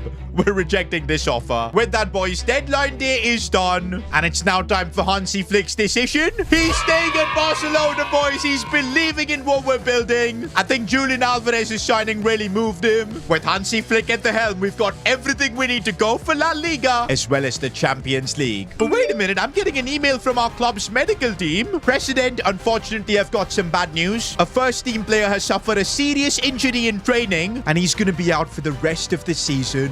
No way, guys. No freaking way. What if it's someone like Lamine Yamal? If it's one of our key players, it could completely derail our season. I mean, we're even outside the window. We can't sign any replacements. Who could this player be? Becoming Barcelona's president has not been easy, especially with the financial restrictions La Liga has imposed on us. I mean, we literally had to sell Lewandowski, Ter Stegen, even Frenkie de Jong. And meanwhile, our biggest rivals Real Madrid just continue to strengthen their squad, signing Trent Alexander-Arnold on a pre-contract now. But hey, there was no way we were giving up. We trusted in La Masia at the academy, promoted a couple of super talents in Diaz and Montes, and after recently winning the Spanish Super Cup in Saudi Arabia, La Liga finally allowed us to make a signing, and we went big, signing the Spider, Julian Alvarez. And now with Hansi Flick at the helm, we're back in contention for both La Liga and the Champions League. But just as everything was going well, I got an email from our medical team. A Barcelona first-team player has suffered a serious injury in training. His season is over. And bro, if this is Lamine Yamal, what are we gonna do? Or maybe even Rafinha, our captain. Could be Pedri as well. And don't forget, we're outside the transfer window. We can't make any signings. We could be in real trouble if this is a big player. It's the moment of truth. We're going to find out which of our players is injured. Oh, it's Chesney. It had to be him. Well, I'm kind of happy it wasn't the likes of Lamine Yamal that could have derailed his career, or even our new signing Alvarez. But I do feel bad for Chesney because I think that's his career over. He's going to be back with 4 months. He's out with a broken ankle, but his contract is expiring in 4 months, and I think he's planning on retiring once again. Now, the problem is we don't really have a high-rated backup keeper. We've got Iñaki Peña. I mean, he isn't too bad, 76 rated. He's probably been waiting for an opportunity like this. But yeah, suddenly without Chesney, we don't look like a Champions League contending team. Now, there is a bit of a good news. Even though we're outside the transfer window, we are allowed to make free agent signings. Okay, yeah, I think that plan is a complete failure. There's not a single decent free agent goalkeeper available. The best we can get is the Moroccan Munir, but I think the better option then is to just trust Iñaki Peña. We don't really have any other choice. La Liga resumes now, and we're facing Sevilla. And oh boy, here we go. Away against Sevilla at the Ramon Sanchez Pizjuan. We've got Iñaki Peña in goal. I am definitely worried, but if we want to keep pace with Real Madrid in the title race, we need to keep winning.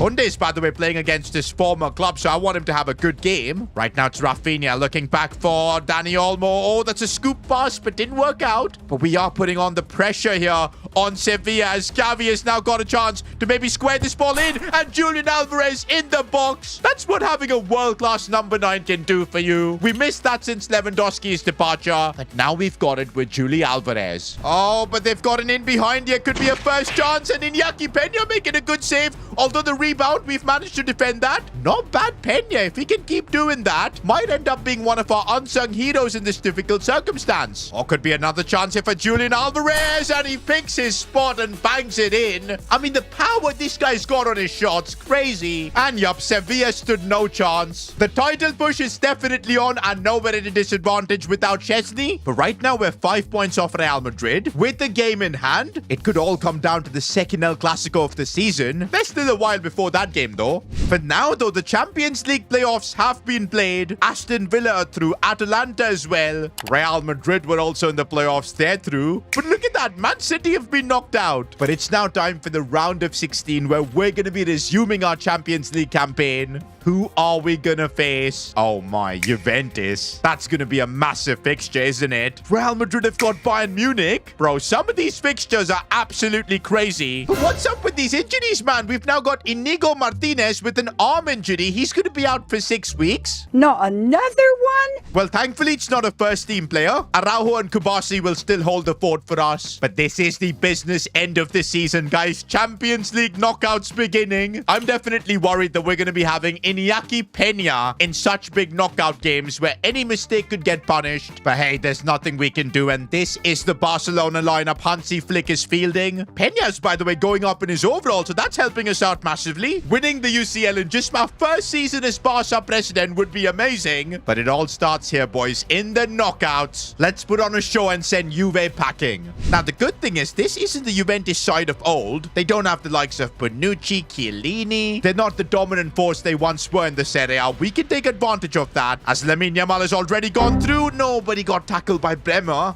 Oh, but Ademola Lookman with the chance and Iñaki Peña. How do you concede from there? That was Lookman's weak foot as well. Nah, boys, am I being unfair or did Iñaki Peña just didn't do anything there? Like, that was awful. Even Hansi Flick can't believe it. But okay, guys, it's just the 14th minute of the first leg. There's still a lot of football to be played. We don't need to drop our heads just yet. Man, Juventus are really putting us under pressure. This time Iñaki Peña catches it. Good for his confidence. We're gonna need Pedri to drive the ball forward. But yo, how is that not a foul? It is. It's gonna be a yellow. Is that a second yellow? I think it is. No, it was just his first yellow. I thought he was getting sent off there. But here's Rafinha looking back inside for Julian Alvarez. No, he fluffed it. No, we've just let Renato Vega go through. Kubasi did really well stopping that. Now we need to be the ones pushing forward here. And Lamine Yamal on the counterattack could do something. Finding a bit of space to go for goal. Does so. And Lamine Yamal picks his spot. Scores a phenomenal goal. And we're back. And now we've got Captain Rafinha looking to do something here. Still Rafinha.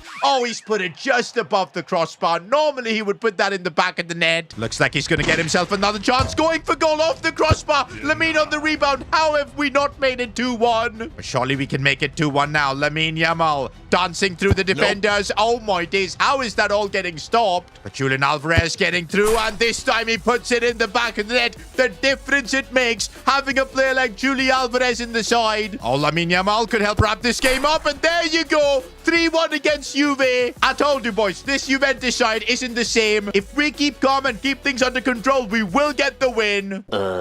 Okay, maybe we did get a bit too cocky because Locatelli has gotten Juventus a goal back. Bro, every shot against Iñaki Peña seems like we concede. And that's the first leg done, a 3-2 win for us. But oh boy, heading into the second leg, look at the amount of tired legs. That's because just about 4 or 5 days ago, we had a game against Osasuna in La Liga, which we drew, by the way. That's not going to be good for our La Liga title race. Okay, the team Hansi Flick is fielding is still very strong. But the cool thing is we've got Youth Academy superstar Dani Diaz playing a Champions League knockout game. I think, boys, if we put pressure on Juventus, score the early goal, we could wrap this tie up easily. And here's Julian Alvarez who's broken through, and no, he puts it wide. Can't be wasting chances like that in the Champions League. Oh, this could be the moment we're waiting for, and Rafinha scores 4-2 on aggregate. Of course, it's our captain leading us to the quarters. Okay, this isn't looking good as Lookman is through on goal here, and Iñaki Peña, that was so smart. I thought for a second he was going to get chippy-chipped. And here's the young Diaz who's been given the chance of a lifetime, but I think he misused his space, though. What an idiot.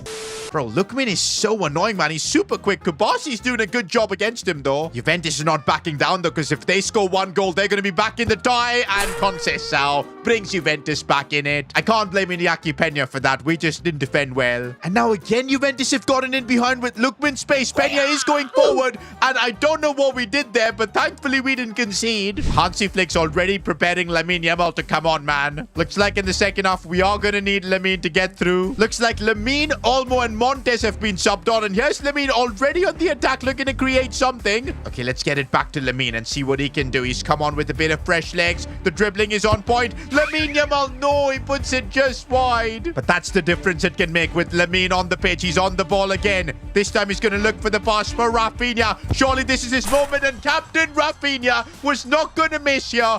5-3 on aggregate. And now we can wrap this game off with Lamine Yamal comes off the bench, scores. And I think that should be enough to send us through to the Champions League quarterfinals. Oh my days, what is this scheduling, man? Just 3 days after the Juventus game, we've got Atletico away from home. And man, La Liga's on the line here. Real Madrid have got a 7-point gap over us. We do have a couple of games in hand, but we need to make them count. Winning against Atleti is not going to be easy. Look at the tired legs, man. But Hansi Flick is still keeping Lamine on the bench. I guess he can maybe do damage in just one half. Ferran Torres is playing. La Liga's on the line, boys. We need a result here if we want to be champions of Spain once again. Oh, and we might have a chance here with Danny Diaz, who's broken through. And no way he missed that. I love Danny Diaz's pace, but he also needs to improve his technical aspects. He needs to be scoring from those positions. Gotta say, though, we've got to appreciate Iñaki Peña more. He's come in for Szczesny. Everybody expected him to fail, but he's actually coming through for us. Oh, and Ferran Torres, I think he's managed to keep himself on really nicely. What a finish from the Shark. Whenever we trust him to start or coming off the bench, this man always delivers. That's why he's the GOAT! The GOAT! Honestly, boys, this game against Atleti, we've defended like champions. And now if we can score and make it 2-0, it would be even better. Fermin Lopez making the most of this opportunity. 2-0 up against Atleti. Oh, but Atleti looking to come back here, and Peña got beat. Now, we've still got the lead, so I'm not worried. But I think our players are getting tired, boys, especially the likes of Lamine. Oh, and Antoine Griezmann with the chance. What a save from Peña. And looks like substitutions are being made from both teams. And look at the Barca lineup right now. Looks like Flick has gone super defensive. Firmino is playing out wide. Gavi in the cam position. I guess the instructions are clear to the team. Get the win no matter what. La Liga's on the line. And maybe with the pace of Danny Diaz, we could also score another goal. There is nobody in the world that can catch Danny Diaz once he's through. But he completely makes a meal of it. How did he not score there? Oh, and Ferran Torres could help us get our 2-goal cushion. And he does. The Shark goes out hunting and gets his kill. Stop it.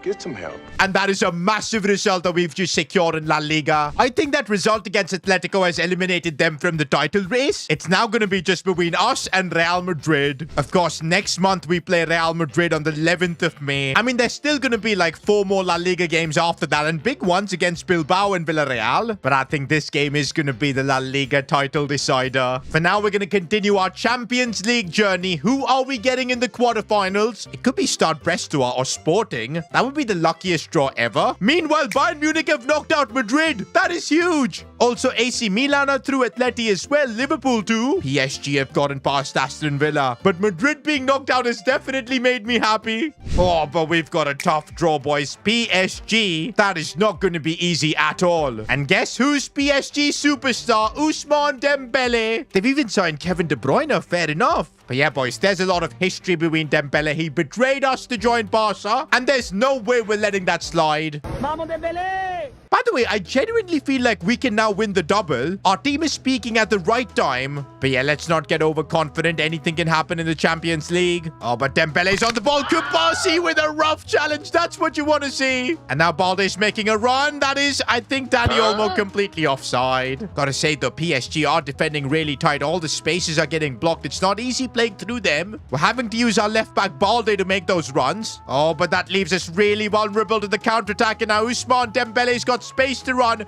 There's no way Kubasi's winning a foot race with him. Dembele still goes for it. And thankfully, that was off target. We got to be really careful, boys. This is just the first leg. It's a 2-leg tie. But we have found a bit of space here to break into. Rafinha is making the run. He's going to try and cut it back, but that was awful. Oh, and now Kvaratskhelia, but Ronald Araujo has put in a strong challenge there. That's what we need. And now on the breakaway, we can do damage with Rafinha. He's going to take one from distance. What a save from Donnarumma. No way, that can't be onside. I think he is. Ousmane Dembele. No, what's he done? Bro. Dembele, that's the most stupid thing I've ever seen. I guess Barca were right to let him go. You stupid. And now Rafinha again is making the run. I see Alvarez in the box. Can he win the battle? No, he can't. But again, might be a chance here for Lamine Yamal. Fake shot inside. Looking for space. finds the space again. Donnarumma with the save. Heading into the second half, though, I'm really confident. I think we've got the better team. We are playing better football. We just need to be the ones making the right decisions here. And Rafinha cutting it for Lamine, but what a clearance. This has been such a midfield battle, man. It's two great sides competing against each other. We've made a mistake, though, and Dembele could go through. No. Need to get the ball off him. Thankfully, we've got Balde, who's probably just about a bit quicker than him. We have broken through now here with Rafinha. What a ball that is for Julian Alvarez. What? Why did Alvarez go for a diving header? And no. This can't be happening. Jonathan David has completely gone through, and Iñaki Peña gets chippy-chipped. How on earth have we let PSG take the lead here? I mean, just look at this peach of a ball that Rafinha delivered for Julian Alvarez. Like, what on earth was he doing? I can't believe we lost this game, boys. We had the better chances throughout the game, but we completely choked. Okay, there's still a second leg left. Let's not get our hopes down, but we're going to have to go to Parc des Princes and get a result. And look at this, boys. Hansi Flick is prepared to sacrifice this Leganes game. We're using our second team pretty much. I'm just hoping we can sneak away with the win, and yes we do. Casado comes through, as well as Inigo Martinez. Looks like he's back from his injury. But despite that, our players are super tired for the PSG game. Looks like Hansi Flick is playing Alvarez and Yamal despite that. Ooh, but he's benching Balde. That could be a big decision. This man Ousmane Dembele, he's pissing me off, man. We've got to knock out PSG. Barcelona have literally not won the Champions League since 2015. In my first year as the president, my goal is to get them that trophy. We're going to do that. But first, we've got an uphill battle here. We need to turn this game around. And Dani Olmo could make that happen as he looks for Rafinha. Striking it first time. Donnarumma again. What did Gavi just do? Completely giving it away for Dembele. Iñaki Peña. Are you stupid? Bro, we've conceded the silliest goals to PSG and we've let Dembele celebrate on our heads. What on earth has just happened here? Somebody just bring back Chesney, man. Can we use some black magic and fix his ankle? Because I don't want to deal with Peña. Bro, Dembele's just pace abusing, man. Araujo puts everything on the line. What a block.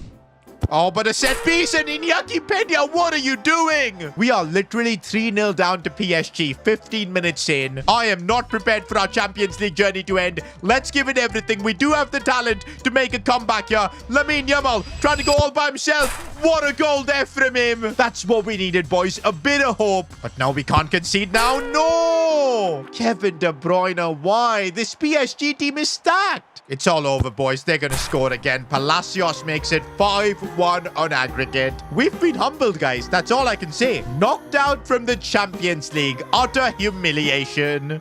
Flick was asked in a press conference, who does he blame our Champions League failure on? And he pinned it on me, the president. Bro, the media now want me to resign as Barcelona's president? No way. Gerard Piqué has put out a post. He's shocked at seeing Barcelona's constant Champions League humiliation, and he wants to run for president? Bro, if Piqué runs for president, I've got no chance. He's easily going to win the elections. Man, I don't want my stint at Barcelona to end this way. They're my favorite club, and I do want to lead them to Champions League glory. I guess there's only one way I can continue to remain Barca's president, by winning La Liga. If we do that, maybe the media, the club's supporters, they'll maybe give me a bit of breathing room. Maybe one more chance to go for the Champions League. Because, man, this season we were troubled so much by La Liga and Javier Tebas. All the financial issues which we've kind of solved. I do want one more attempt at the Champions League, but for that, we're gonna have to win La Liga. This is the situation right now, boys. We're 4 points off Real Madrid. We do have a game in hand, but that is the El Clasico itself. If we beat Real Madrid here, I think we will be champions of Spain. This is the ultimate La Liga title decider. But don't forget, guys, this season we failed to beat Real Madrid on 2 occasions. In fact, they've given us a footballing lesson. But man, surely third time's gonna be the charm. We are ready for this game. It's a Clasico to decide who wins the league. Oh, but already it's Real Madrid on the front foot. They've got Jude Bellingham. Iñaki Peña making a save. He didn't have the best of nights in the Champions League, but he's gonna have to carry us here in La Liga. When I see that run being made by Julian Alvarez, can he get there first? He's fighting for the ball, but no. Oh, and Mbappe's broken through. Peña, big save from him. Rebound, though, it might go in, and no, it doesn't. Bro, so far, Peña has saved us, man. Mbappe had the chance there, but looks like this team is struggling for confidence right now. Of course, we've just been humbled in the Champions League, but on the attack we go as Rafinha has found a bit of space. He tries to cut it back, but cleared away. We're using Balde's space again as Rafinha gets the ball inside for Lamine Yamal. He would probably want the big moment. No, what a tackle. Pedri's on the charge here looking for Dani Olmo, who loves the big occasion. Now it's Alvarez. Lamine Yamal again. Gets behind there, but what a save. If we score first, boys, it's going to be pressure on Real Madrid.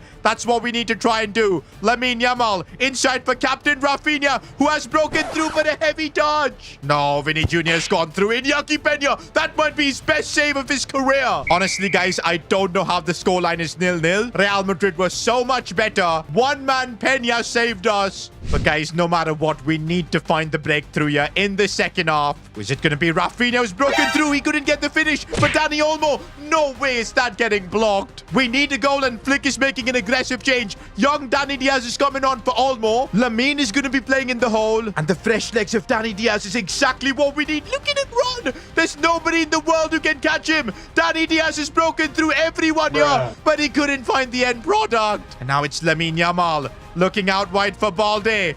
Balde cuts it back for Rafinha. This could be the moment. Cutting it back again. No, Courtois. It's complete chaos. No, not this way. Not this way. I think Bellingham's offside. He's offside. Oh my days, that's a relief. But regardless, boys, the game ends in a 0-0. At least this time we didn't lose to Real Madrid, but we probably should have. Iñaki Peña made so many saves. But with this result, I don't think we're winning La Liga. And yes, guys, Real Madrid end up beating us to La Liga. This is painful, man. Towards the end of the season, everything fell apart for us. I mean, it was Szczesny's injury that I think led to our complete downfall. And the crazy seasons the likes of Rafinha, Lamine Yamal have had, I feel like we've completely wasted. I still want to remain Barca president though, because I believe if I'm given one more season, I can deliver the treble. The team is incredible. It's just missing a few pieces of the puzzle, but I don't know if I can remain Barca president with Gerard Piqué running for the elections as well. In the comments, you guys let me know if I deserve to be Barca's president, if I deserve another opportunity. The decision is going to be from you guys. I have failed as Barcelona's president. I mean, I promised to bring home the treble, but we got knocked out in the Copa del Rey, lost La Liga to our biggest rivals Real Madrid, and we even got humbled in the Champions League. I'll admit, maybe yes, there were some things I could have done differently, but truth be told, the odds were completely stacked against me. First of all, dealing with pressure from Javier Tebas and La Liga, they literally forced us to sell our key players right before the start of the season, and they barely allowed us to spend money. And finally, when we were allowed to make signings, we brought in Julian Alvarez, and that completely changed our team. We were looking like favorites in both the Champions League and La Liga, but then our goalkeeper Szczesny picked up a career-ending injury, and that yet again derailed our season. I know these are gonna sound excuses, but I really just want one more chance to lead my favorite club and get them that treble. I mean, in that first season with Hansi Flick, one thing we have done is build a solid foundation. If in season 2 we can strengthen the team, make more transfers, I think we genuinely have a chance to go for the treble. But the question is, will I get another season at Barcelona? Well, Gerard Piqué, former club legend, he's running for presidency against me. And honestly, there's no way I can win elections against one of Barca's greatest ever players. And so the only chance I had at keeping my job was to speak to Piqué privately. Now, I explained to Piqué how much I really love Barcelona and how I want to make them great again. Yes, Sid, I'm not buying it at all.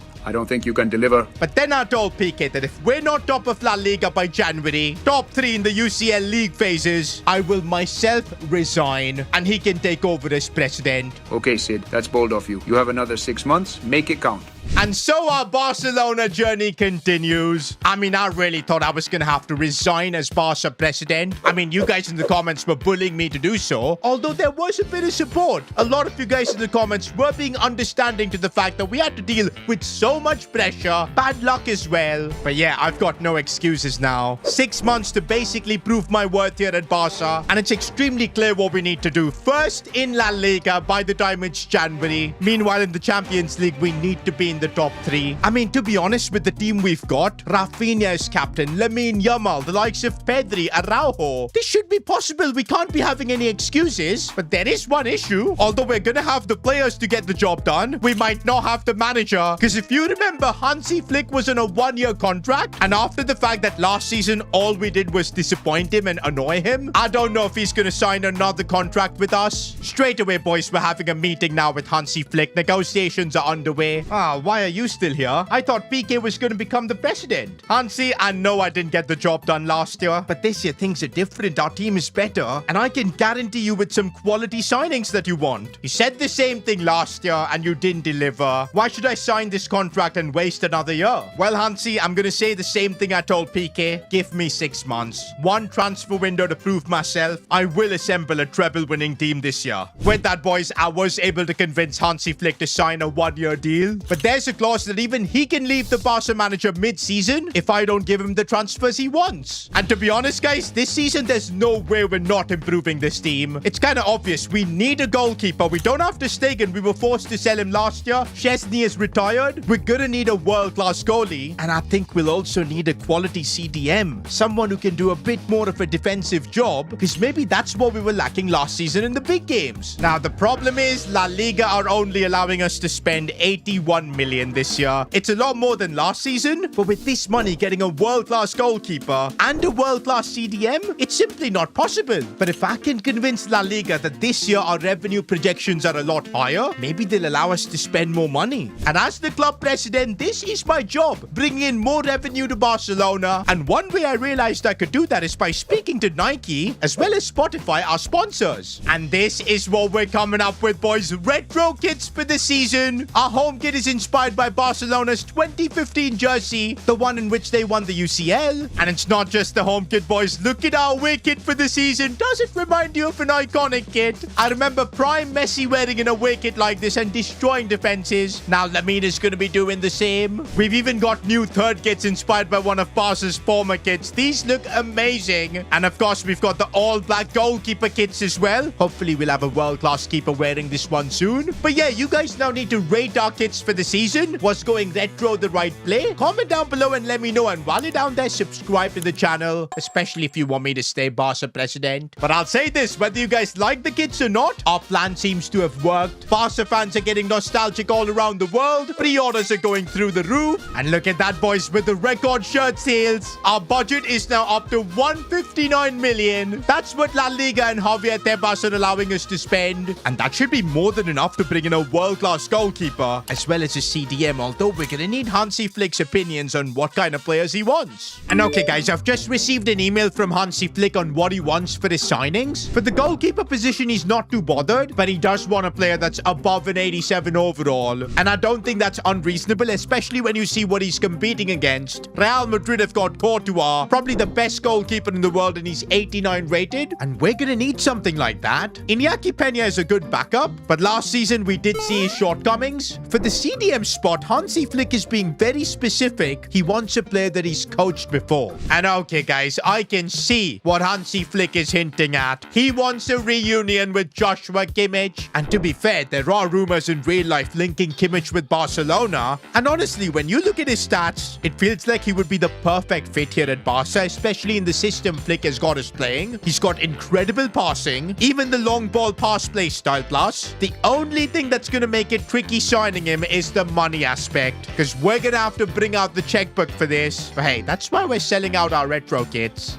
Let's make this transfer happen, boys. And in fact, I'm sending Hansi Flick to make the negotiations happen with Bayern. I want to try and get a good deal here. 80 million sounds about right, but I don't think Bayern are going to agree with this. And yep, we've just been kicked out. I shouldn't have sent Flick for negotiations. It's time for the president to do his job. I'm going in for the negotiations. Wait a minute, guys. Why has our budget gone up to 300 million? Did we just sell more kits? I don't know, but that should make signing Kimmich a piece of cake. Putting in an offer of 90 million?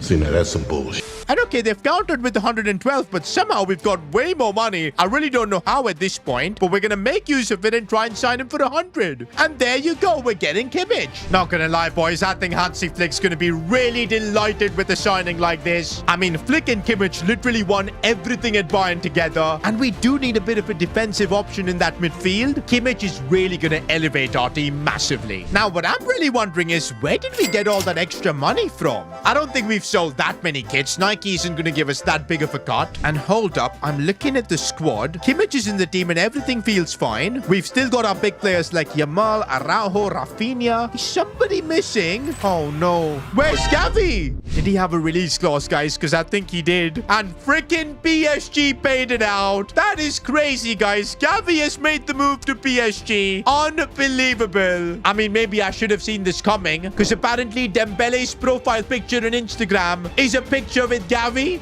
I will look for you. I will find you. And I will kill. Bro, PSG, man, they humiliated us in the Champions League. And now they took one of our prized possessions. That is brutal, man. We can't even enjoy the signing of Kimmich with that. To be fair, though, I think Hansi Flick was going to play Kimmich over Gavi. He would probably be a bench player this season. Wouldn't get that much game time. So I guess it's okay that he's gone. But he's still a Barca boy through and through. Seeing him not even fight for his place and get stolen by PSG just pisses me off. I really hope we face them in the Champions League this year. Meanwhile, we've got just 3 days before La Liga kicks off, and we're still yet to sign a super high-rated goalkeeper. I think Hansi Flick's going to be really pissed if we don't give him a complete squad before the start of the season. And okay, guys, Emiliano Martinez, hear me out before you guys lose your minds. I firmly believe that he's the best goalkeeper in the world. I know he's super controversial. You'll either love him or you'll hate him, but he is 87 rated. And I think it's about time Barca get a keeper with a personality. The last time I think they had such a keeper was Victor Valdez. And I think Dibu Martinez would bring that kind of a personality to our team. I mean, hey, he's won a World Cup, 2 Copa Americas. I'm sure he's desperate to try and win trophies in his club career as well. He's not going to do that at Aston Villa, but I do think he will do it at Barcelona. It was easy convincing him. And I think we've just signed the world's best goalkeeper. And now if you look at the team we've built, there's no way the coach can complain. Every position, I think we've got a world-class player. I know it sucks that we had to lose out on Gavi, but even without him, with Kimmich coming in, I think there's more balance in the team. And funnily enough, with Gavi's departure, it gives us with more breathing room, because we've got 128 million we can spend more to improve our team. But I'm thinking we don't spend it now. We've done what Hansi Flick wanted, brought him a couple of players. Let's keep that money for when we get to January, because you never know the situation then. Might need to make a big signing or two to compete, so let's save that cash. Although saying that, there's no guarantee I'll get to keep my Barcelona job as the president, because if by the 1st of Jan we're not top of La Liga, top 3 in the Champions League, I will have to resign. But now, guys, a new season of La Liga begins. And this time, honestly, we've given Hansi Flick all the tools he needs to win. He's got a star striker up top, Julian Alvarez, Lamine Yamal, one of the world's best players, Kimmich, who he wanted in midfield, Emi Martinez. There's no excuses this season. We've got to start off strong. It's the only way we'll be able to take back La Liga from Real Madrid. And also, by the way, how good do our new kits look? It's already given me throwback vibes from back in 2015. Okay, but we aren't playing like 2015 Barca, man. Already a first chance for our opponents, but Emi Martinez, that's what he can do. And here's Joshua Kimmich looking with his passing to create something, finds Lamine Yamal. We are opening things up here. Danny almost through, and Danny almost scores our first goal of the season. If I remember correctly, even last season, Olmo was the man to open things up for us. But compared to last year, we're already playing with so much more confidence. Now a chance here for Lamine Yamal, but he couldn't get his shot on target. Oh, we need to be defending Emi Martinez again with the big save. I think, boys, we're already seeing the effect of having a world-class goalkeeper. Dibu's going to be the difference maker when we don't play well. But yeah, things will be a lot more easier if we can now get a second goal. And Danny Olmo gets the job done again. He's in really good form right now, isn't he? And there you go, boys. We secure our first win of the season against Elche. And I know everybody's going to say, oh, we've just beaten Elche. Big deal. But we're now heading to the Wanda Metropolitano Stadium in Madrid. We've got Atleti away from home. Now, this is going to give us a real idea of how good our team is, what kind of a difference the addition of Kimmich and Emi Martinez brings us. Of course, truth be told, we've also been weakened in a way with Gavi leaving. But at this moment, I'm not really noticing Gavi's absence. I feel like Kimmich in that CDM role is so good. The team is definitely more balanced, and it gives freedom to the likes of Balde to attack more as he puts it across Lamine Yamal. But what was that header? Oh, and we have been opened opened up here. This is bad, but Dibu Martinez, he just oozes confidence. And now we've got Joshua Kimmich on the attack, looking for the perfect pass. Julian Alvarez, oh, what a finish. That pass from Joshua Kimmich was unbelievable, but what about that for a finish? That's what Julian Alvarez can do inside the box. He's lethal. I'm telling you, man, there is something different about our team this year. Bro, the way this team is moving right now, it is so difficult to deal with, as Lamine Yamal might be able to get us another. No, he gets tackled. I think Lamine is yet to score this season. We would definitely want to change that, but right now, looks like we are going to have to defend a little bit here as a chance comes in, but no problem at all. Atleti are being wasteful, but I know they're capable of scoring, so we need to quickly try and double up our lead, but with passing like that, that's not going to happen. No, how is it our getting pushed like that and we do end up conceding? That was such an avoidable goal, man, and now we're back to square one. But we're not going to let Atletico Madrid breathe as Lamine Yamal is on the charger. Looking for space to break into, finds the space, but just above the crossbar. Hansi Flick can't believe he missed that. These are the games that even last season we just weren't able to convert results. I mean, that's how we lost La Liga. We need to find a way to break through. And here's Captain Rafinha looking to be the one to unlock something. No, we almost got through Atleti's defense there. And now we're being cooked on the counter-attack here. This is absolute chaos. Kubasi does well. What is happening? We can't play the ball away. Finally, Kunde gets it over, but Atleti still have a chance. We somehow survive. Pedri looking spacious to unlock as he's found Alvarez, who gets through. I can't believe he didn't score. How did we not win this game? I've got no idea. This clearly shows that even if you build a world-class team and everything's clicking, you still need a bit of luck, and we didn't have that today. But I do feel we put in one of our best performances against a top team. We were dominating that Atleti side. Even Flick in the post-match press conference was happy with the performance. Of course, not satisfied with the result. But man, look at what we're up against. Real Madrid, 5 games so far in La Liga, 5 wins. Well, we've had a couple of draws. We're unbeaten still. But how difficult is it going to be to win La Liga when we're competing against that? And don't forget, we've never beaten Real Madrid so far in this series. I think this season, if we want to win La Liga, we're going to have to beat them. For now, though, it's Champions League time. And boy, am I excited to get things underway. Of course, our goal by January is to finish top 3. That'll be a statement, you know, to show that we're ready for any club. But just look who we're facing on match day 1. It just had to be PSG. The team that knocked us out last year. The team that stole Gavi from us. And nah, man, I want revenge against them. We're beating PSG tonight. I can't see Gavi in their starting lineup. PSG have a stacked squad. He's probably on the bench. But regardless, boys, we need to win this game. And we are on the attack already. Balde making a nice run back inside for Olmo. Lamine Yamal, but what a save from Donnarumma. Oh, they might score an own goal. Donnarumma cleared it away at the end. If we play the kind of football we have been playing so far this season, I think we're going to destroy PSG.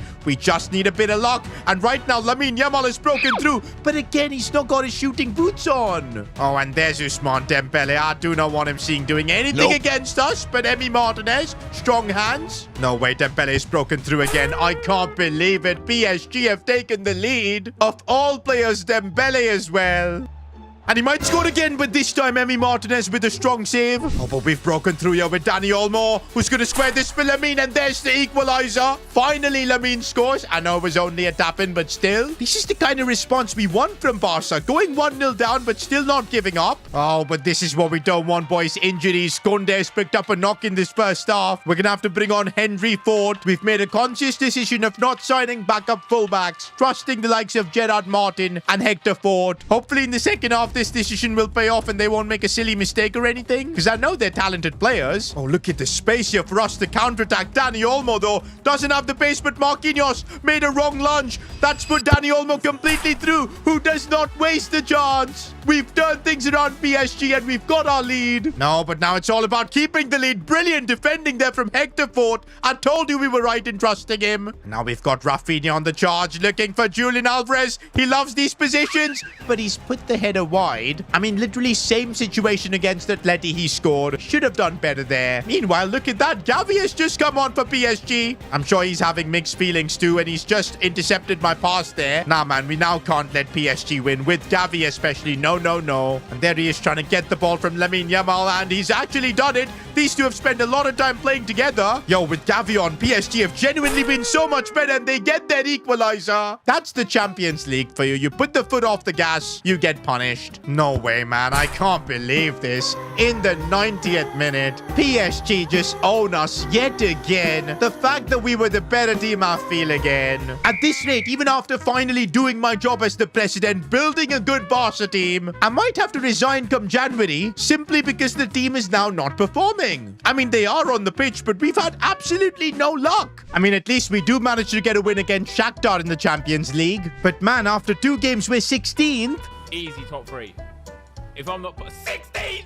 Only good thing is Real Madrid are with us. But yeah, to break into the top 3, we literally need to win every remaining game in the Champions League. Meanwhile, the situation is similar in La Liga, where we need to be first and hold up. We've continued to win and Real Madrid have flustered a bit. But yeah, that race is going to be crazy as well. I've got time until the 1st of Jan to keep getting results. Or otherwise, Gerard Piqué is going to become the president. I'll be resigning. If I don't get the job done, next episode could be the last of this Barca career, and I'm desperate to not let that happen. But this team is going to have to push like never before. My time as Barcelona president might be coming to an end, and it's all my fault. You see, in my first year as Barca president, I was overconfident. I didn't expect La Liga to bully me, forcing me to sell the likes of Ter Stegen, Lewandowski, Frenkie de Jong. And of course, that resulted in us getting humiliated by Real Madrid in La Liga, humbled in the Champions League. But thankfully, in my 2nd season as president, I had learned. We were able to increase the club's revenue by launching retro kits. That resulted in us signing the likes of Emi Martinez and Joshua Kimmich. Unfortunately, though, I did make a mistake not noticing Gavi's release clause, and he was sold to PSG. Barcelona fans are not happy with that. And that's why my job as Barca president is still at risk, especially considering Gerard Piqué is running for elections. And I mean, he's a former club legend, one of the best centre-backs this club has ever seen. Who's going to vote for me? They're all going to vote for him and make him president. But thankfully, I have struck a deal with Piqué. By the 1st of January, if I can turn the situation at the club around, get them to 1st place in La Liga, as well as top 3 in the Champions League, I'll get to remain as president at least until the end of this season. And I'm desperate to do that. I just want the chance to bring home the treble at my favorite club. I don't want to be kicked out or fired from Barcelona. Now, I don't know how we're going to be top 3 in the Champions League because we've not had a good start. Even in La Liga, Real Madrid is just so good. But I'm going to do everything to fight and keep my job. I still believe as Barca president, I can make Barcelona great again.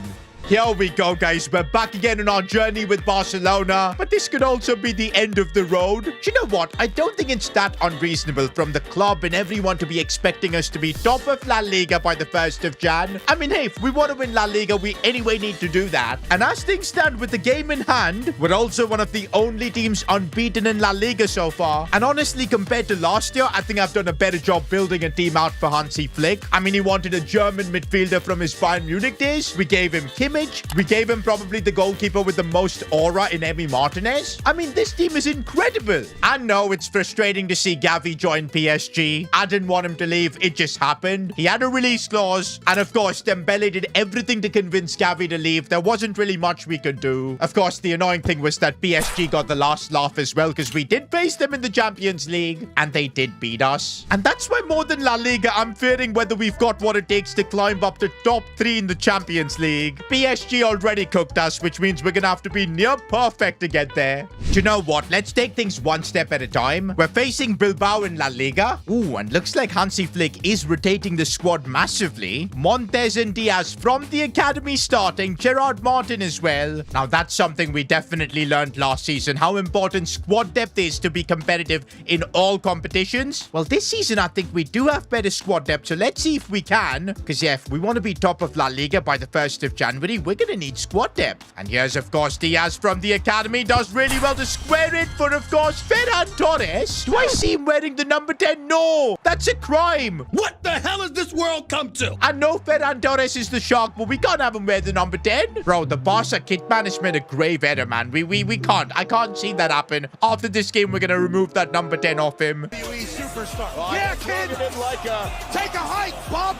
Bro, if he doesn't let us take that number 10 jersey off him, we're gonna strip it off him. Because I'm sorry, Ferran, you're not worthy of wearing the number 10 jersey. No disrespect. It's just the truth. But you know what? If he's playing like this, getting through opponents like that, and a chance there, maybe he might be worthy. No. He's not worthy of the number 10. Very few players are. Well, one such player is Lamine Yamal, as he's linking up really nicely, looking for space to shoot, finds it, and Lamine Yamal picked that one out. That is a statement win in La Liga, boys, especially with all the rotations. And this is exactly where we need to be. Top of La Liga, unbeaten so far. All we gotta do now is bring that form into the Champions League and push higher up. We're facing Sporting, and no disrespect to them, we're the heavy favorites here. And if we want to finish top 3 in the league phases, every Champions League game now is must win. How did our defense just get opened up at Emi Martinez there? That's what I'm telling you, man. Having Emi Martinez at the back is just insane. Oh, and Julian Alvarez looking for Lamine. I think he's kept himself onside, and the finish. This is the kind of football we need to play to win the treble. Oh, and look at us counter-attack now as Firmino looks for Julian Alvarez in the box. How? That should have been 2-0. Oh, and now we're completely through here as Lamine Yamal looks to square it for Julian Alvarez. There's the second goal, and that should be a big win for us in the Champions League. Definitely was a tricky one, but we got the job done. And look at that, boys. We are moving up the table, and no top 3 is still far away. But if we win our next game, we should be able to go above the likes of Man United, who've played 4 games, even Bayern Munich. I'm definitely starting to believe that top 3 can be a possibility. One thing I definitely need to do now is remove Ferran Torres from that number 10. We'll give him number 7. That'll make Joshua Kimmich have the number 6. I think it makes a lot of sense. And though I've been seeing a lot of comments that Lamine Yamal is ready to take that number 10 jersey, I've just got a feeling that at some point we may have a certain someone don that number 10 jersey. So I'm keeping it vacant. I don't know, it might be foolish of me, but you never know. So let's keep it like that. Meanwhile, guys, we've got a big test ahead of us. Barcelona versus Liverpool. And also the fact that this game is being played at Anfield. I mean, it's going to be a big test to see whether we're ready to win the Champions League this year. Oh, man. Memories from Anfield. Corner taken quickly. I just don't even want to relive that, man. For now, let's focus on getting Barcelona a famous win here, because we're going to need it if we want to finish top 3. And there you go. Julian Alvarez almost breaking through. Here's Lamine Yamal, the heir apparent at Barcelona, as he breaks through. Still Lamine. Oh, that could have been a foul. Mohamed Salah going through, but Eric Garcia does really well there. That's what I'm saying. Our squad depth feels a lot better. Everybody, even on the bench, is contributing. We're never called upon. And now we're on the charge here with Rafinha looking for Julian Alvarez, who's broken through, but not the finish. But Lamine on the rebound collects it and scores. And that all started with Eric Garcia making the tackle from the back. Everybody at the club is contributing right now. Oh, and now Rafinha could add another one. A simple finish. I can't believe I'm watching us absolutely cook Liverpool at Anfield. But you know what? The game is never over here at Anfield. They are good at comebacks. We're going to need another goal to seal this. And it's Lamine Yamal looking for Rafinha, finding space, who's broken through. And oh, come on, the post. Oh, that was a really rough challenge from Araujo. I don't think it's a red card. It's just a yellow. But hey, to win the Champions League, we're going to need challenges like that. Oh, and there we could get the third goal here with Rafinha. Top corner from our captain. At Anfield, we've just gone and dominated Liverpool. Guys, we've now climbed up to 5th in the Champions League. We're looking unbeatable. Top 3 looks like a given now. Meanwhile, in La Liga, we've got a 3-point gap over Real Madrid. I'm looking pretty confident that, yes, I'm going to be the Barca president until the end of the season. And honestly, this is mostly down to how good our team's playing. Looks like the signings of Emi Martinez and Kimmich have defensively strengthened us so much that our attack is just able to score goal after goal after goal. I mean, just look at these stats right now. Dani almost scoring goals for fun. Then there's Alvarez coming in with 8, Yamal with 6. I mean, goals are flying in from literally everywhere. Well, looks like now we've got the biggest test of my presidency, Real Madrid. You see, one of the reasons the media and everyone called out on me getting sacked is the fact that we couldn't get a single win over Madrid last year. We got humiliated in La Liga, Copa del Rey, and practically every single time we faced them. But this season, I feel like things are different. We're much better. We're in the form of our lives. It's time for us to get our first win over Madrid in this series. And I think if we do win here, that's going to guarantee a top spot in La Liga by by the 1st of Jan. Okay, we do have a small problem. Julian Alvarez is suspended. We're going to have to play the Shark Ferran Torres. I'm not too worried, though, because whenever he's called upon, he does deliver. But that looks like Hansi Flick's 11 for this game. It is actually mental, though. We've got 0 wins over Real Madrid under my presidency. But you know what, boys? That's going to end tonight. We are going to beat Real Madrid, take that top spot in La Liga, because it is about time. We do have a more well-balanced team with the likes of Joshua Kimmich and all, a serious goalkeeper as well. And look at that, already Kimmich doing the job. We just need to make the most of every chance we get, because you have to against Real Madrid. And that's what we're doing with some really good link-up play. Lamine Yamal couldn't get the ball and it's taken away. But so far, boys, we are putting the pressure on Real Madrid. They've barely touched the ball. Lamine Yamal, as he's going to look for a pass at the back post for Rafinha. That was really good. And we're going to keep the pressure on with Balde as well. A good cross in, but we've got Yamal. Heads it down. Ferran Torres, no. In the box, are we going to miss Julian Alvarez? I've got a feeling, yeah. Oh, and Kylian Mbappe, a solo run through us there, and he's missed. We're so lucky Mbappe didn't convert that. That's the issue when we're up against Real Madrid. A single moment of brilliance from Mbappe and we could be destroyed. But you know what? We've got incredible players too. Maybe Ferran Torres doesn't fit that category, but he's broken through. No, Ferran, you had to score that. Kimmich. Good pass into Lamine Yamal. If he's got space to break into, he does. He's going to try and square it, but brilliant defending. I think it's a pin. No, it's, I think, a foul that Lamine made. Oh, yikes. I thought we were getting a penalty. Instead, Lamine got a booking. Oh, this is a bit of a problematic situation to be in. Araujo did well, and Emi Martinez made the save. I think Mbappe was offside. That's good. But man, I remember even last season, we had a must-win game in La Liga. We could only get a draw. In this game, it's kind of feeling similar. We're not taking our chances. We need a big moment in the second half, man. Maybe Lamine Yamal, maybe Rafinha. But right now, we've got to focus on defending. We're doing that. Emi Martinez with the save. Olmo seeing the run of Lamine Yamal on the breakaway. Go Barcelona. Lamine finding space off the post. Are you joking? And now Mbappe is trying to go through Kubasi as well. The game is now definitely opening up. We had our chance, though. We are the better team, though. I can feel a goal coming. Maybe from Ferran Torres, who's broken through, but he can't finish. Man, without Julian Alvarez, our attack does fall short massively. No disrespect to Ferran. He's decent. But Alvarez is just a gunman. Oh, but now we've broken through for Rafinha. This is the moment we've been waiting for, and it is. Rafinha, our captain, gets us a Clasico goal. Oh, boy, do we need that. A famous win over Real Madrid could finally happen. But let's not get too excited, boys. There's still a lot of defending that we need to do. Emi catches that well. But now we can dictate the tempo of this game. Rafinha is on the ball, looking for Yamal. And come on, that could have been the goal to end the game. Oh, but Lamine Yamal really wants that goal. Still Lamine looking for options here. Goes back for captain. Rafinha breaks through and he puts it wide. I'm just hoping those missed chances don't end up costing us, man, because look at the amount of chances we had. But there's the whistle. It's not going to end up costing us. Hansi Flick's Barcelona has finally got their win. As president, I'm going to take a good amount of credit here because we've given him a really good team, particularly this man Kimmich, because that extra defensive stability is, I think, what we lacked last season. We have now made it to the 1st of January, but it looks like I'm going to continue as Barcelona president. Top of La Liga after 18 games, 47 points, 5 clear of Real Madrid. Meanwhile, in the Champions League, we are in the top 3, second right now. I mean, this season, we didn't have to deal with pressure from La Liga. We were allowed to build our team, and look what we've created. Probably one of Barca's most strongest lineups, as well as balanced. This team right now genuinely looks unbeatable. And I mean, we do have 128 million to spend, but there's no reason for me to use it. Everything is clicking with this team. We're playing great football.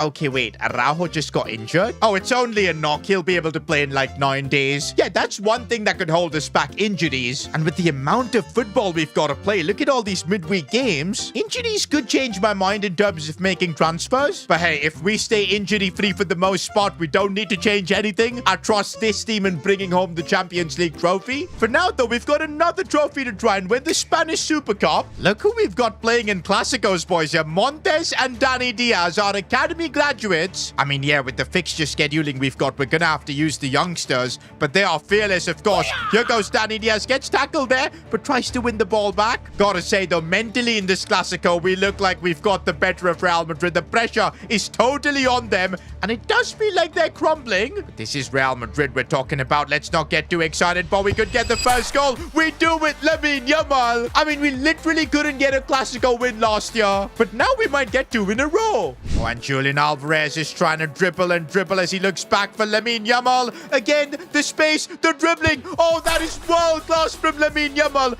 How did he manage to keep hold of the ball there? We are schooling Real Madrid here. Bro, we could go for more here. Lamine Yamal, who is on a hat-trick, I think. Lamine Yamal gets a hat-trick in an El Clasico. That is something special. Real Madrid totally vulnerable, and we've taken complete advantage. 4-0, boys. That's how the game finished. I cannot believe we just won a Clasico like that. I mean, it's a Hansi Flick team. This was expected. We've now got the Spanish Super Cup final against Atleti, and I'm so ready for this game. But wait a minute. We're just getting an email from our medical team. The last time this happened, it wasn't so good. Chesney was injured for the entire season. His career was over. Sorry, boss. I'm bringing bad news once again. 3 first-team players have picked up relatively serious injuries. No surprises, as this was due to the congested fixture schedules. The minute I saw that Araujo knock, I knew injuries was going to do something to us. Look at the amount of craziness we've got. 3 games a week. It has taken a toll. At least this time we're prepared with about 128 million in the bank. No way, guys. It's all key players. Kimmich is injured. Rafinha, our captain's injured. And so is Julian Alvarez. The only thing I'm happy about is that both Yamal and Pedri are safe. Probably our 2 most important players. Oh, and it looks like Rafinha's got a torn hamstring, but he should be available in a couple of months. That means worst case scenario, Rafinha would miss our Champions League round of 16 games. But that's totally fine. I think we've got the depth to cover that. Kimmich has got a torn calf muscle and he's out for 7 weeks. Again, I think we have what it takes to cover for that. Casado's at the club. Montes, more importantly,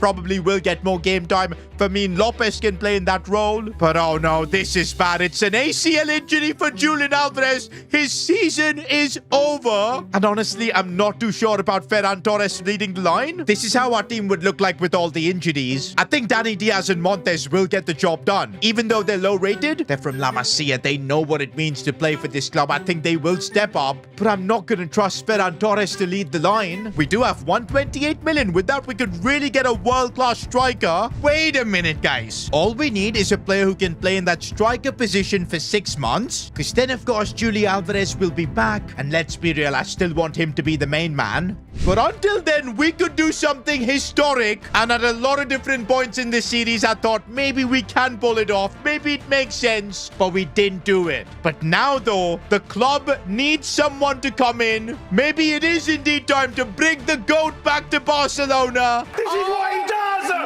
This is what he freaking does! That's right, boys. I'm talking about signing Leo Messi. He's 38 years old, but still 88 overall. That's Messi for you. He's barely going to cost us anything. And you guys know, with an off chance of signing Messi, I've always kept that number 10 jersey vacant. There was always a reason for it. And maybe now's the time to pull that trigger. You know what? I don't think we're going to have any sort of problem getting a deal done with Inter Miami, because the value is just too less. The problem is, can we convince Messi to join us? Remember the last time he went to sign a contract with Barcelona? Last minute they told him, nah, he's not signing. And in tears, he had to hold a press conference and then leave the club. It was the saddest thing I've ever seen. Why would he want to get back to Barcelona after all of that? Unless I can convince him. But you know what, guys? Things are going really well for us right now. I don't want to distract our squad with the possibility of even Messi joining. Because let's be real, right now, nothing is signed. There's no guarantee that Messi will join. And I don't want to give the media a hint, because they're going to run that news like crazy. It's going to unsettle our dressing room. Hansi Flick is not going to like it. Instead, I am going to use my contacts and secure a secret meeting with Messi. I'm going to pitch him the idea of joining Barcelona, and let's see how things go. Leo, it's an absolute honor to meet you. You are the greatest player in this club's history, but today I've come to talk business. I've got a contract for you to join Barcelona for the next 6 months. Hold up, I have no interest in joining Barcelona. My life here in Miami, it's brilliant. I'm enjoying the sunshine. We've got the World Cup. Cup in 6 months. Don't you remember how I was kicked out of the club? Why would I want to come back?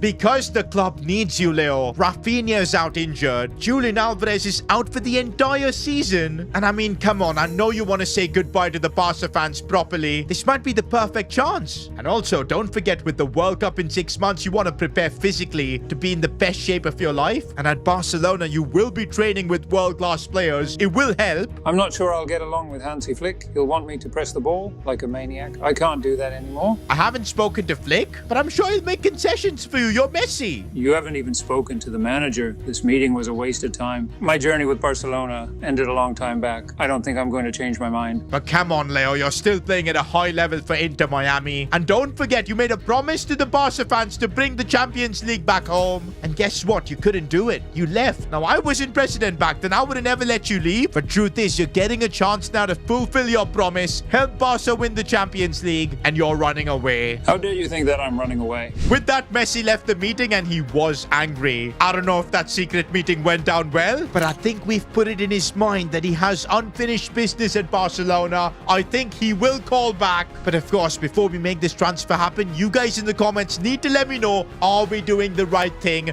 Bringing Messi back for 6 months, allowing him to prep for the World Cup while helping us win the Champions League. It could be a deal that works in both parties' favor. Is it time to bring back the GOAT? Let me know in the comments. I've just had a secret meeting with Messi, and yes, the rumors are true. I'm trying to bring him back to Barcelona. Back in 2021, when Messi left the club from the back door, it was the most embarrassing moment in our club's history. The greatest player of this club leaving like that without even saying goodbye to the fans. So yes, when I became president, I always thought at some point I would want to bring Messi back. But of course, then we had to deal with financial issues. Instead of being able to sign players, we were forced to sell players. But now in my second season as president, we've solved all of that. The club is back to being profitable. In fact, with Hansi Flick as the manager, we've now built a team that's a contender to win the treble. And honestly, I had given up on my dream to sign Messi. There just wasn't place in our team for him until we suffered an injury crisis. Julian Alvarez, our star striker, is literally out until the end of the season with an ACL injury. Rafinha is out injured as well for a couple of months. Kimmich as well. And in this injury crisis, I saw opportunity. We are now in 2026, which means it's a World Cup year. And of course, Leo Messi takes the World Cup extremely seriously. And because of that, I thought there would be good reason for him to want to join Barcelona, train with the world's best players, and keep himself at a really high level before the World Cup. It made a lot of sense to me, so of course I set up a meeting with him, although he was super hesitant on joining us. Again, can you blame Messi? The last time he was told he was going to renew with Barca, he ended up being kicked out of the club, had to join PSG, and honestly, it didn't look like I was going to convince Messi. But then I reminded him of a promise he made back in 2018, a promise to bring the Champions League back to the Camp Nou, a promise he hadn't kept yet. Hearing that definitely made Messi angry, but I could see the fire in his eyes. He still wants to help Barcelona win another Champions League. It would also equal his Champions League tally to Ronaldo. And so, yes, I've just received a call from Messi. Mr. President, prepare the number 10 jersey for me. It is time to come back home. Here we go, guys. Back again with the Barcelona series. And this might be the most important episode ever, because we're trying to bring Messi back to the club.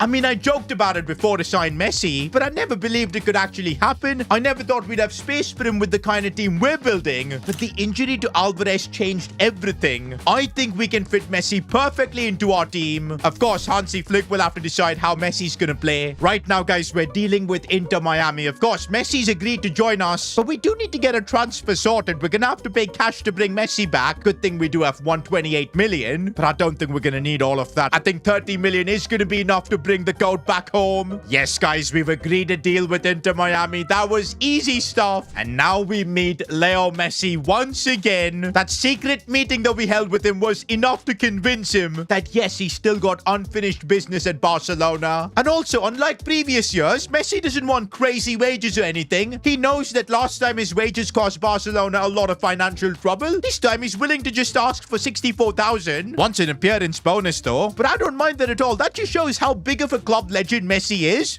And we've actually done it, boys. Leo Messi is coming home, back where he belongs. The greatest player of all time is is back at the club where he started his journey. And there's a reason I was saving up that number 10 jersey, because its owner is back at the club. Messi signs for Barcelona. One thing I don't know is how Hansi Flick is going to react to the signing of Messi, because the way Hansi Flick likes to set his teams up, super high pressure, everybody works hard. But Messi at the age of 38, he's not going to be doing a lot of pressing. Don't forget, we've now got the Spanish Super Cup final against Atletico Madrid. And of course, we're coming into this game in the form of our life, destroying Real Madrid 4-0. Oh, and it looks like Messi is not going to start. I mean, hey, he's just arrived at the club. We don't know his fitness. He's been playing in the MLS, but Leo is on the bench. This season, we're trying to win every single trophy, and it starts here with the Spanish Super Cup. I know we don't have our strongest team, a lot of injuries, but I still think we've got what it takes to beat Atleti. I'm sure all the players in the club are super excited to play with Messi soon, and they will get their chance. But right now, Dani Olmo gets taken out. That's going to be a straight red card. Molina gets sent off.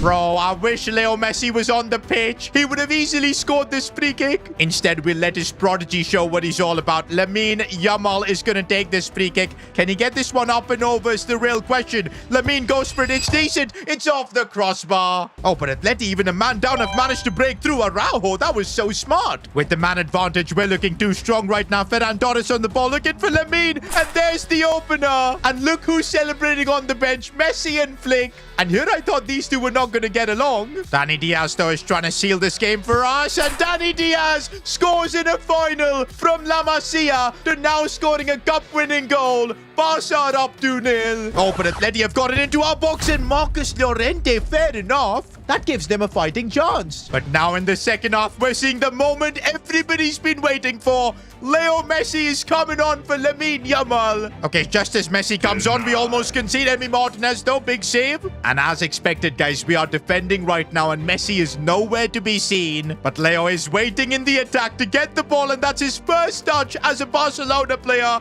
And he beats one and still goes on. Leo Messi is on one of those dribbles. Nope. Tries to look for a pass, though, but this ain't the MLS. It's not going to be that easy for Messi to just carve through defenses. Oh, but Atletico Madrid have broken through with the chance and they've scored. Messi's reunion is turning into a disaster.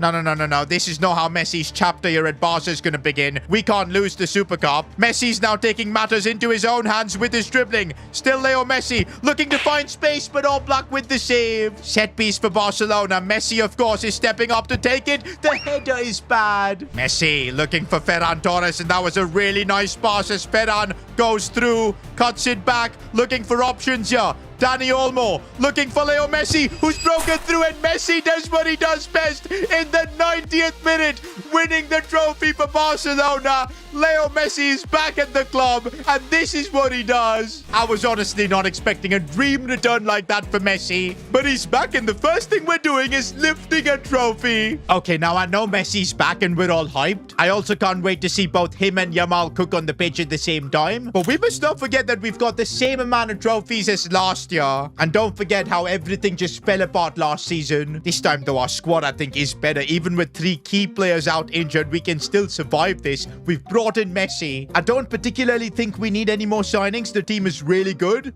But yeah, we can't get too excited. We still have a job to do in both La Liga as well as the Champions League. Spanish Cup, by the way, we have made it to the quarterfinals, which is looking awesome. But right now, though, we have an option to completely kill La Liga. Because look at our stats. We're 18 games in, 0 losses, 50 points. Real Madrid just can't keep up. And guess what? We've got our second Clasico of the season at the Bernabeu next. And I can't believe this, guys. Leo Messi is starting the Clasico. Yamal as well. This is what we've been waiting for. If we win this game, that's pressure done in La Liga. We're going to be champions no matter what. We can then put all our focus in the Champions League, which I think could be really beneficial. But everything depends if we can beat Real Madrid today. Oh man, is this getting me emotional. Messi's first game back in La Liga, starting as well. It's against Real Madrid. This is it, boys. We win this game, La Liga will be in the bag, and I'm really hoping we can get Messi to score. But so far, boys, it's been Real Madrid on the pressure. Yeah, Winnie Jr. Araujo again with the challenge. Bro is commanding at the back there. That's going to allow us to get the ball to Leo Messi. Did you see that first touch?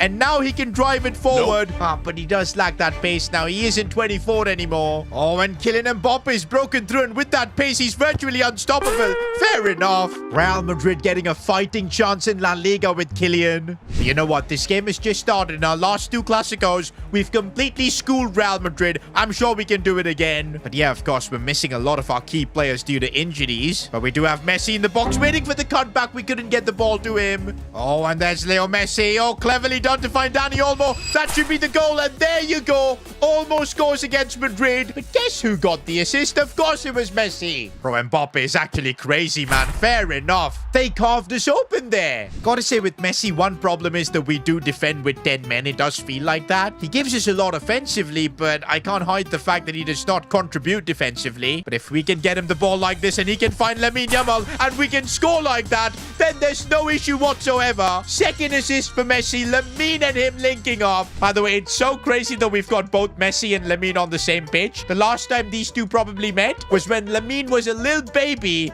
and Messi was bathing him. How crazy is that? And again, Messi and Lamine Yamal cooking. Messi keeping hold of the ball as well, looking to finesse it in, but caught to our big save. Dani Olmo seeing Messi at the back post. A lovely header. Could you imagine if that would have gone in? Can we not let them score again? Are you joking, man? Mbappe, he's too good. But so is Lionel Messi, as he tries to dribble in these tough positions. Finds Lamine Yamal. The first touch wasn't the best. Oh, and we've ruined that chance. But the game is not over yet, as Lionel Messi is attacking. Taken out edge of the box. Horrible foul. It's going to be a straight red for Rudiger. But I think there's only going to be time for this free kick. Lamine is stepping up. Oh, no, no, no. There's only one man taking it. And his name is Lionel Messi. I mean, come on. Messi lives for these moments. If we can get this one up and under, curl it into the top corner, it would just be iconic.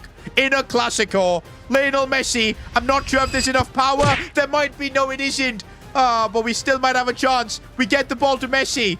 He's still keeping hold of it. Lionel Messi. Lionel Messi. No. And we lose the Clásico with Messi on the pitch. This is going to give Real Madrid hope, man. We do have a really big lead in La Liga, so I'm still not worried. But I didn't want to lose this. That was a stark reminder that the job is not done yet in La Liga. I know we're in a comfortable position, 7 points clear of them with the game in hand. And now we don't have to play Madrid anymore in La Liga. It's looking good for us, but I still wanted to beat them. It shows that we're still not perfect. And even with Messi coming in, we're actually weaker because of all the injuries. No Rafinha, Kimmich. Of course, Julian Alvarez is out for the entire season. I feel like we can't go into the mode of relying on Messi. He needs to be a part of the team, not our focal point. But yeah, for that, we also need our best players back. Rafinha is going to still be out for 7 more weeks. Joshua Kimmich as well. He's got a torn calf muscle, but thankfully, he'll be back sooner in like 5 weeks. For now, we got to focus in the Champions League because we've kind of bottled things. We've dropped down to 7th in the league phases. Remember, only top 8 will escape the playoffs, and I don't really want to go into playing a round of 32 game. We need to win our next game to book our spot in the top 8. But oh my days, look at the state of the squad we're fielding. Pablo Torre playing in that right wing position. Fermin Lopez, Casado is starting, Gerard Martin and Henry Ford. It's basically our second team at this point. That's because this month has been so taxing with like games every 3 days. Plus, we've got the injuries to deal with. It is what it is, though. We need a result here against Inter. A few moments later. Oh, but we've been opened up and we concede instantly. Bro, this might actually send us into playing a playoffs game. And you know how badly that could turn out. I really want to see Messi deliver in this game, and that's what he's doing. First Champions League goal since his return. Oh, Leo Messi has gotten through here. The dribbling can get him through, and oh, come on. We might still have a chance. Rebound. How do we not end up taking the lead there? Messi.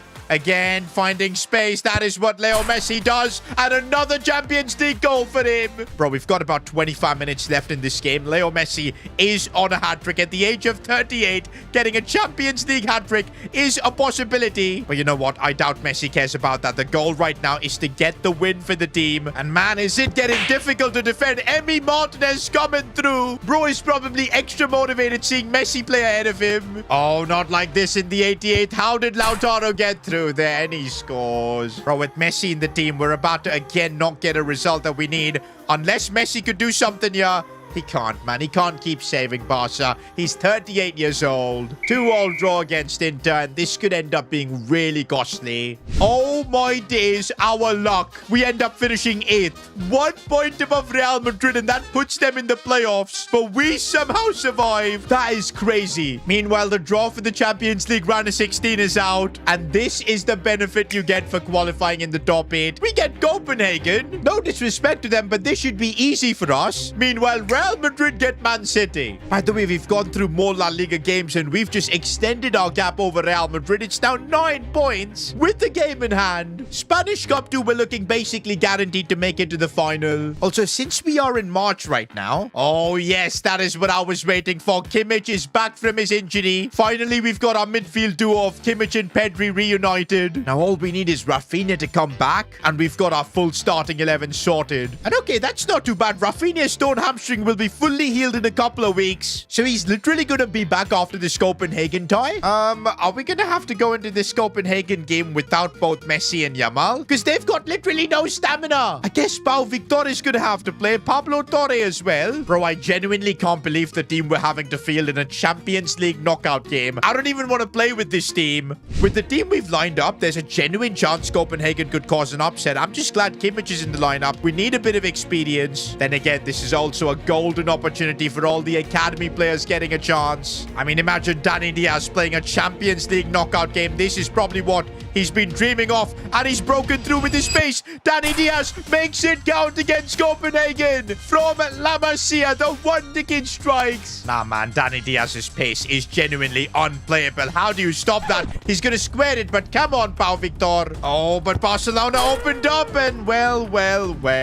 It had to happen, boys. We are using our second team. Oh, but we could make a comeback. Pau Victor made that look easy. For a second, I thought when he took that first touch, he had ruined that. But now we've got our lead back. And I think, guys, if we win this game, we're through to the next round because we're going to field our strongest 11 for the second leg. There's no chance Copenhagen can compete then. Kimmich looking for Danny Diaz. And how did he get there first? I've got no idea. And then the finish as well. What a find this kid has been from La Masia. And there's the full-time whistle, boys. Danny Diaz, the hero. And that's what I said, guys. Second leg and the big boys got the job done. Messi scored as well. Bro, the situation right now is so good for us. We're top of La Liga with a big margin. The league is ours. We're also in the Spanish Cup final. We're facing Osasuna, heavy favorites. Meanwhile, in the Champions League, we knocked out Copenhagen. Let's now see who we'll be facing in the quarters. Oh my days. It just had to happen. Real Madrid over 2 legs in the Champions League. El Clasico. Man, our record against Madrid in this series, it's 4 wins Real Madrid and just 2 wins for us. Of course, this season we're in way better form than them, but you guys saw what Mbappe did against us. Anything can happen in a Clasico. The good news is we've got Rafinha back. We can now field a really competitive 11. Also, boys, another decision I'm making. I think it's time to make Messi the captain. He was the captain of Barca for plenty of years. He led Argentina, and now he's gonna lead our team. Next episode, it's time to finish my job as club president. I promised everyone that I'll bring the treble home to Barcelona. With Messi at the helm, we're gonna do it.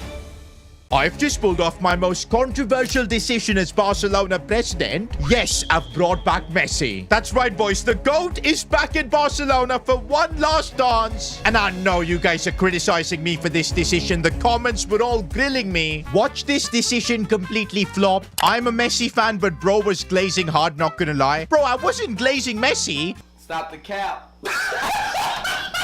What can I do, man? He comes back to us, and then in his first game, he scores a 90th minute winner and wins us the Super Cup. Of course, I'm gonna praise Messi. I know a lot of you guys think Messi's too old for our team right now, and I agree. Initially, I had no plans to bring him in. Truth is, he's made his legacy here at Barcelona. It was time for us to look into the future, and that's what we did with players like Lamine Yamal. Don't forget Danny Diaz and Montes as well. We've given them so much game time. But with the injury crisis, Julian Alvarez being out for basically the entire season, it was the perfect and only opportunity to let Leo Messi say goodbye to the fans. And trust me, guys, that's not all I've signed him for. As things stand, we are in the Spanish Cup final. We're the absolute favorites in La Liga, and we've also qualified for the Champions League quarterfinals. We're on course for a treble, and I thought signing a Messi, who is still hungry to fulfill his promise. Back in 2018, he said that he wants to bring the Champions League to Barcelona. He could never fulfill that. We're giving him the chance now. Today could might be the day after 10 years that Barcelona win a treble. With Messi at the helm and the likes of Rafinha and Yamal supporting him, we are going for every single trophy today.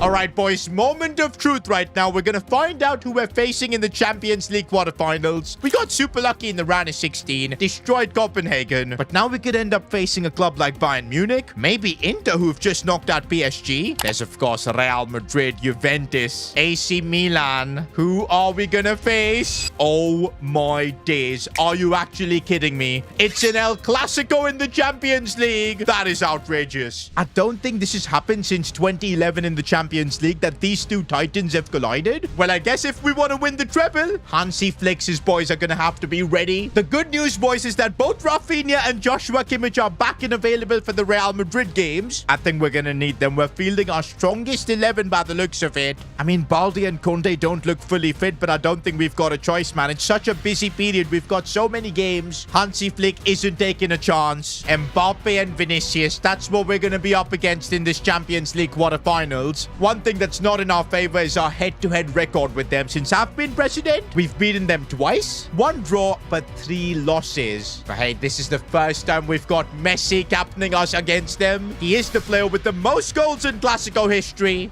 And here we go, boys. The game has kicked off. Getting a good advantage here at the Camp Nou is imperative. But I think they're going to be out for revenge because they've basically got no chance to win in La Liga. As Mbappe is coming forward, Kabasi gets pushed off.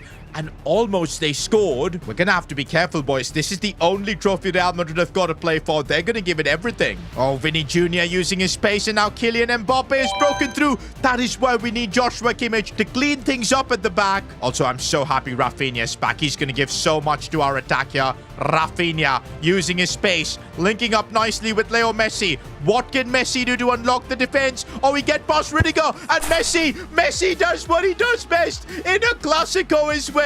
He extends his record as the highest goal scorer in this fixture. This is exactly what we needed, boys. The advantage 20 minutes in. We're going to sink Real Madrid here. Oh, this is bad as we've let Mbappe through. Araujo couldn't get it off him. Emi Martinez with the big save. We cannot underestimate Real Madrid, boys. They are dangerous. But so are we as Rafinha has broken through. Could score. No, I thought that could be his moment after recovering from the injury. Oh, Mbappe has broken through, and that's what I said. Kylian Mbappe is just amazing. Equalizer for Madrid.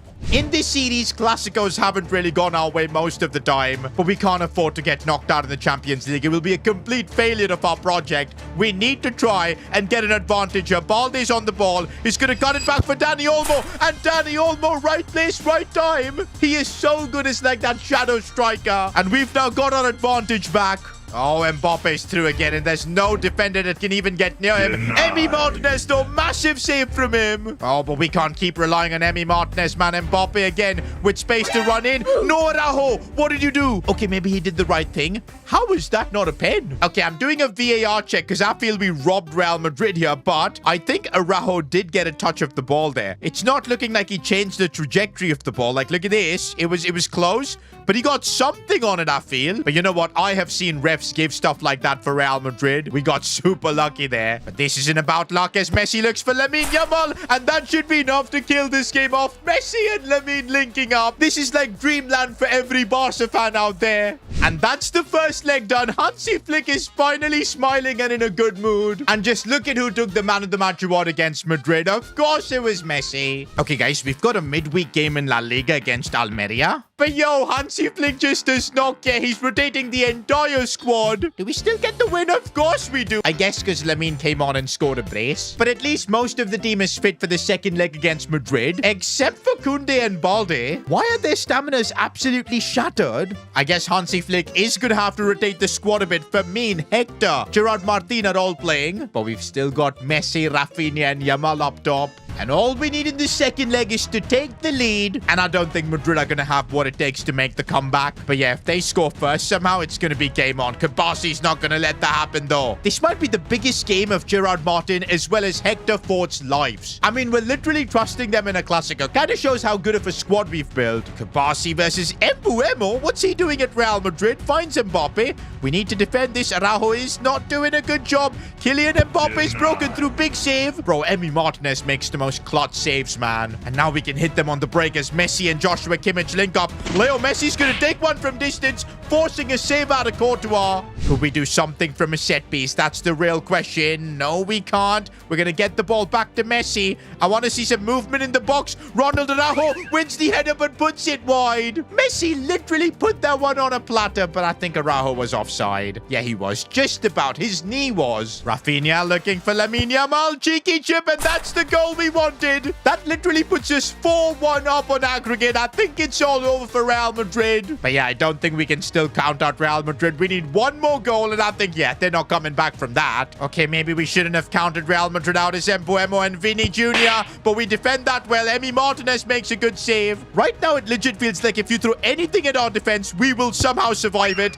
And there you go. Again, Martinez with the save. And it's a complete chaos in the defense, but Martinez again. A triple save in a matter of minutes, and that's half-time. Bro, I'm so proud of the likes of Hector Fort and Gerard Martin. They have put in a stellar performance. We've kept the clean sheet. And now maybe we could kill the game with Messi getting the ball.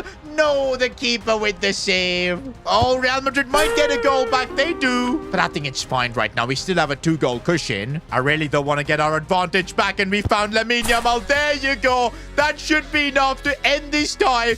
We're going through to the Champions League semi-finals. And it's actually done, boys. I can't believe it. We've humbled Real Madrid, a team that literally beat us every single time last season. We've now made it to the Champions League semis, where we're going to be facing AC Milan. Also in La Liga, we're closer than ever to wrap up the championship. In fact, I think we're like a couple of wins away to mathematically seal the title. It's all but done. And what on earth is happening here? A transfer offer from Real Madrid for Balde. Are you kidding me? They just want to destabilize our team since we're fighting for the treble. Of course, I'm going to reject it. But yeah, guys, our journey for the treble actually begins now, because we've got the Spanish Cup final against Osasuna.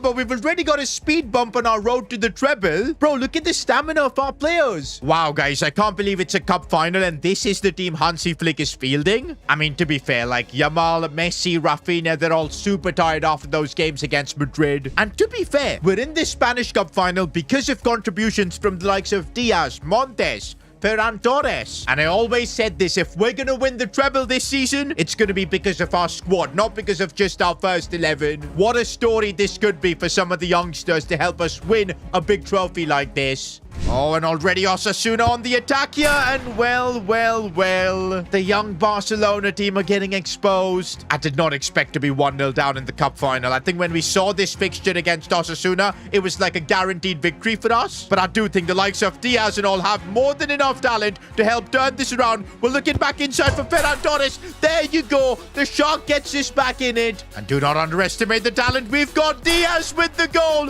What movement from him. And look at our bench, boys. Messi and Rafinha are loving this. Now it feels like the youngsters have also settled in the game, boys. Montes dominating, looking for passing opportunities. We're controlling this final now. And the fact that it's with a bunch of academy boys is just awesome. Oh, and here we go with Ferran Torres. I see a brilliant run being made into the box. And there's Fermin Lopez. Right place, right time.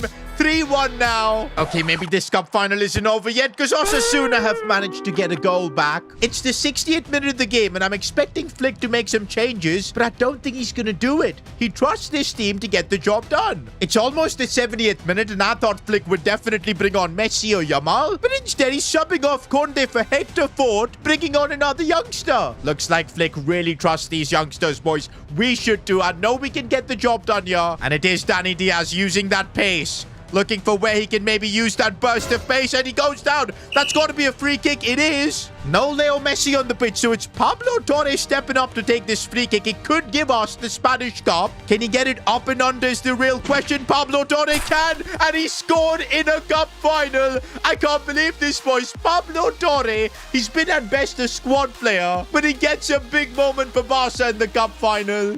And there's the final whistle, boys. Barcelona win the Spanish Cup. It's the first of 3 trophies we won, boys. The fact that we did this with the youngsters makes it even more special. But let's not celebrate too much, guys, because we've still got the big 2 trophies left. And now I can see why Hansi Flick rotated our entire squad for the cup final. Just 2 days later, we've got AC Milan away from home. And this is perfect, guys. Most of our squad is fully fit, except for Araujo, because he did play that cup final. And that's why I guess Flick is going with Eric Garcia. Hector Fort also is starting in a big game like this. Lately, we've been in the form of our lives, knocking out Real Madrid in the quarterfinals, winning the Spanish Cup with basically our junior team. But now it's time for the senior team to get the job done. We're just 2 games away from a Champions League final. And an early goal could be beautiful as Lamine Yamal is on the ball but gets tackled. I don't think we can underestimate AC Milan, boys, because they're a really good team. Oh, this could be the first attack we've been waiting for. Dani Olmo shot saved. Oh, but there's Rafael Leao. He's the danger man for AC Milan. We're going to have to find a way to stop him.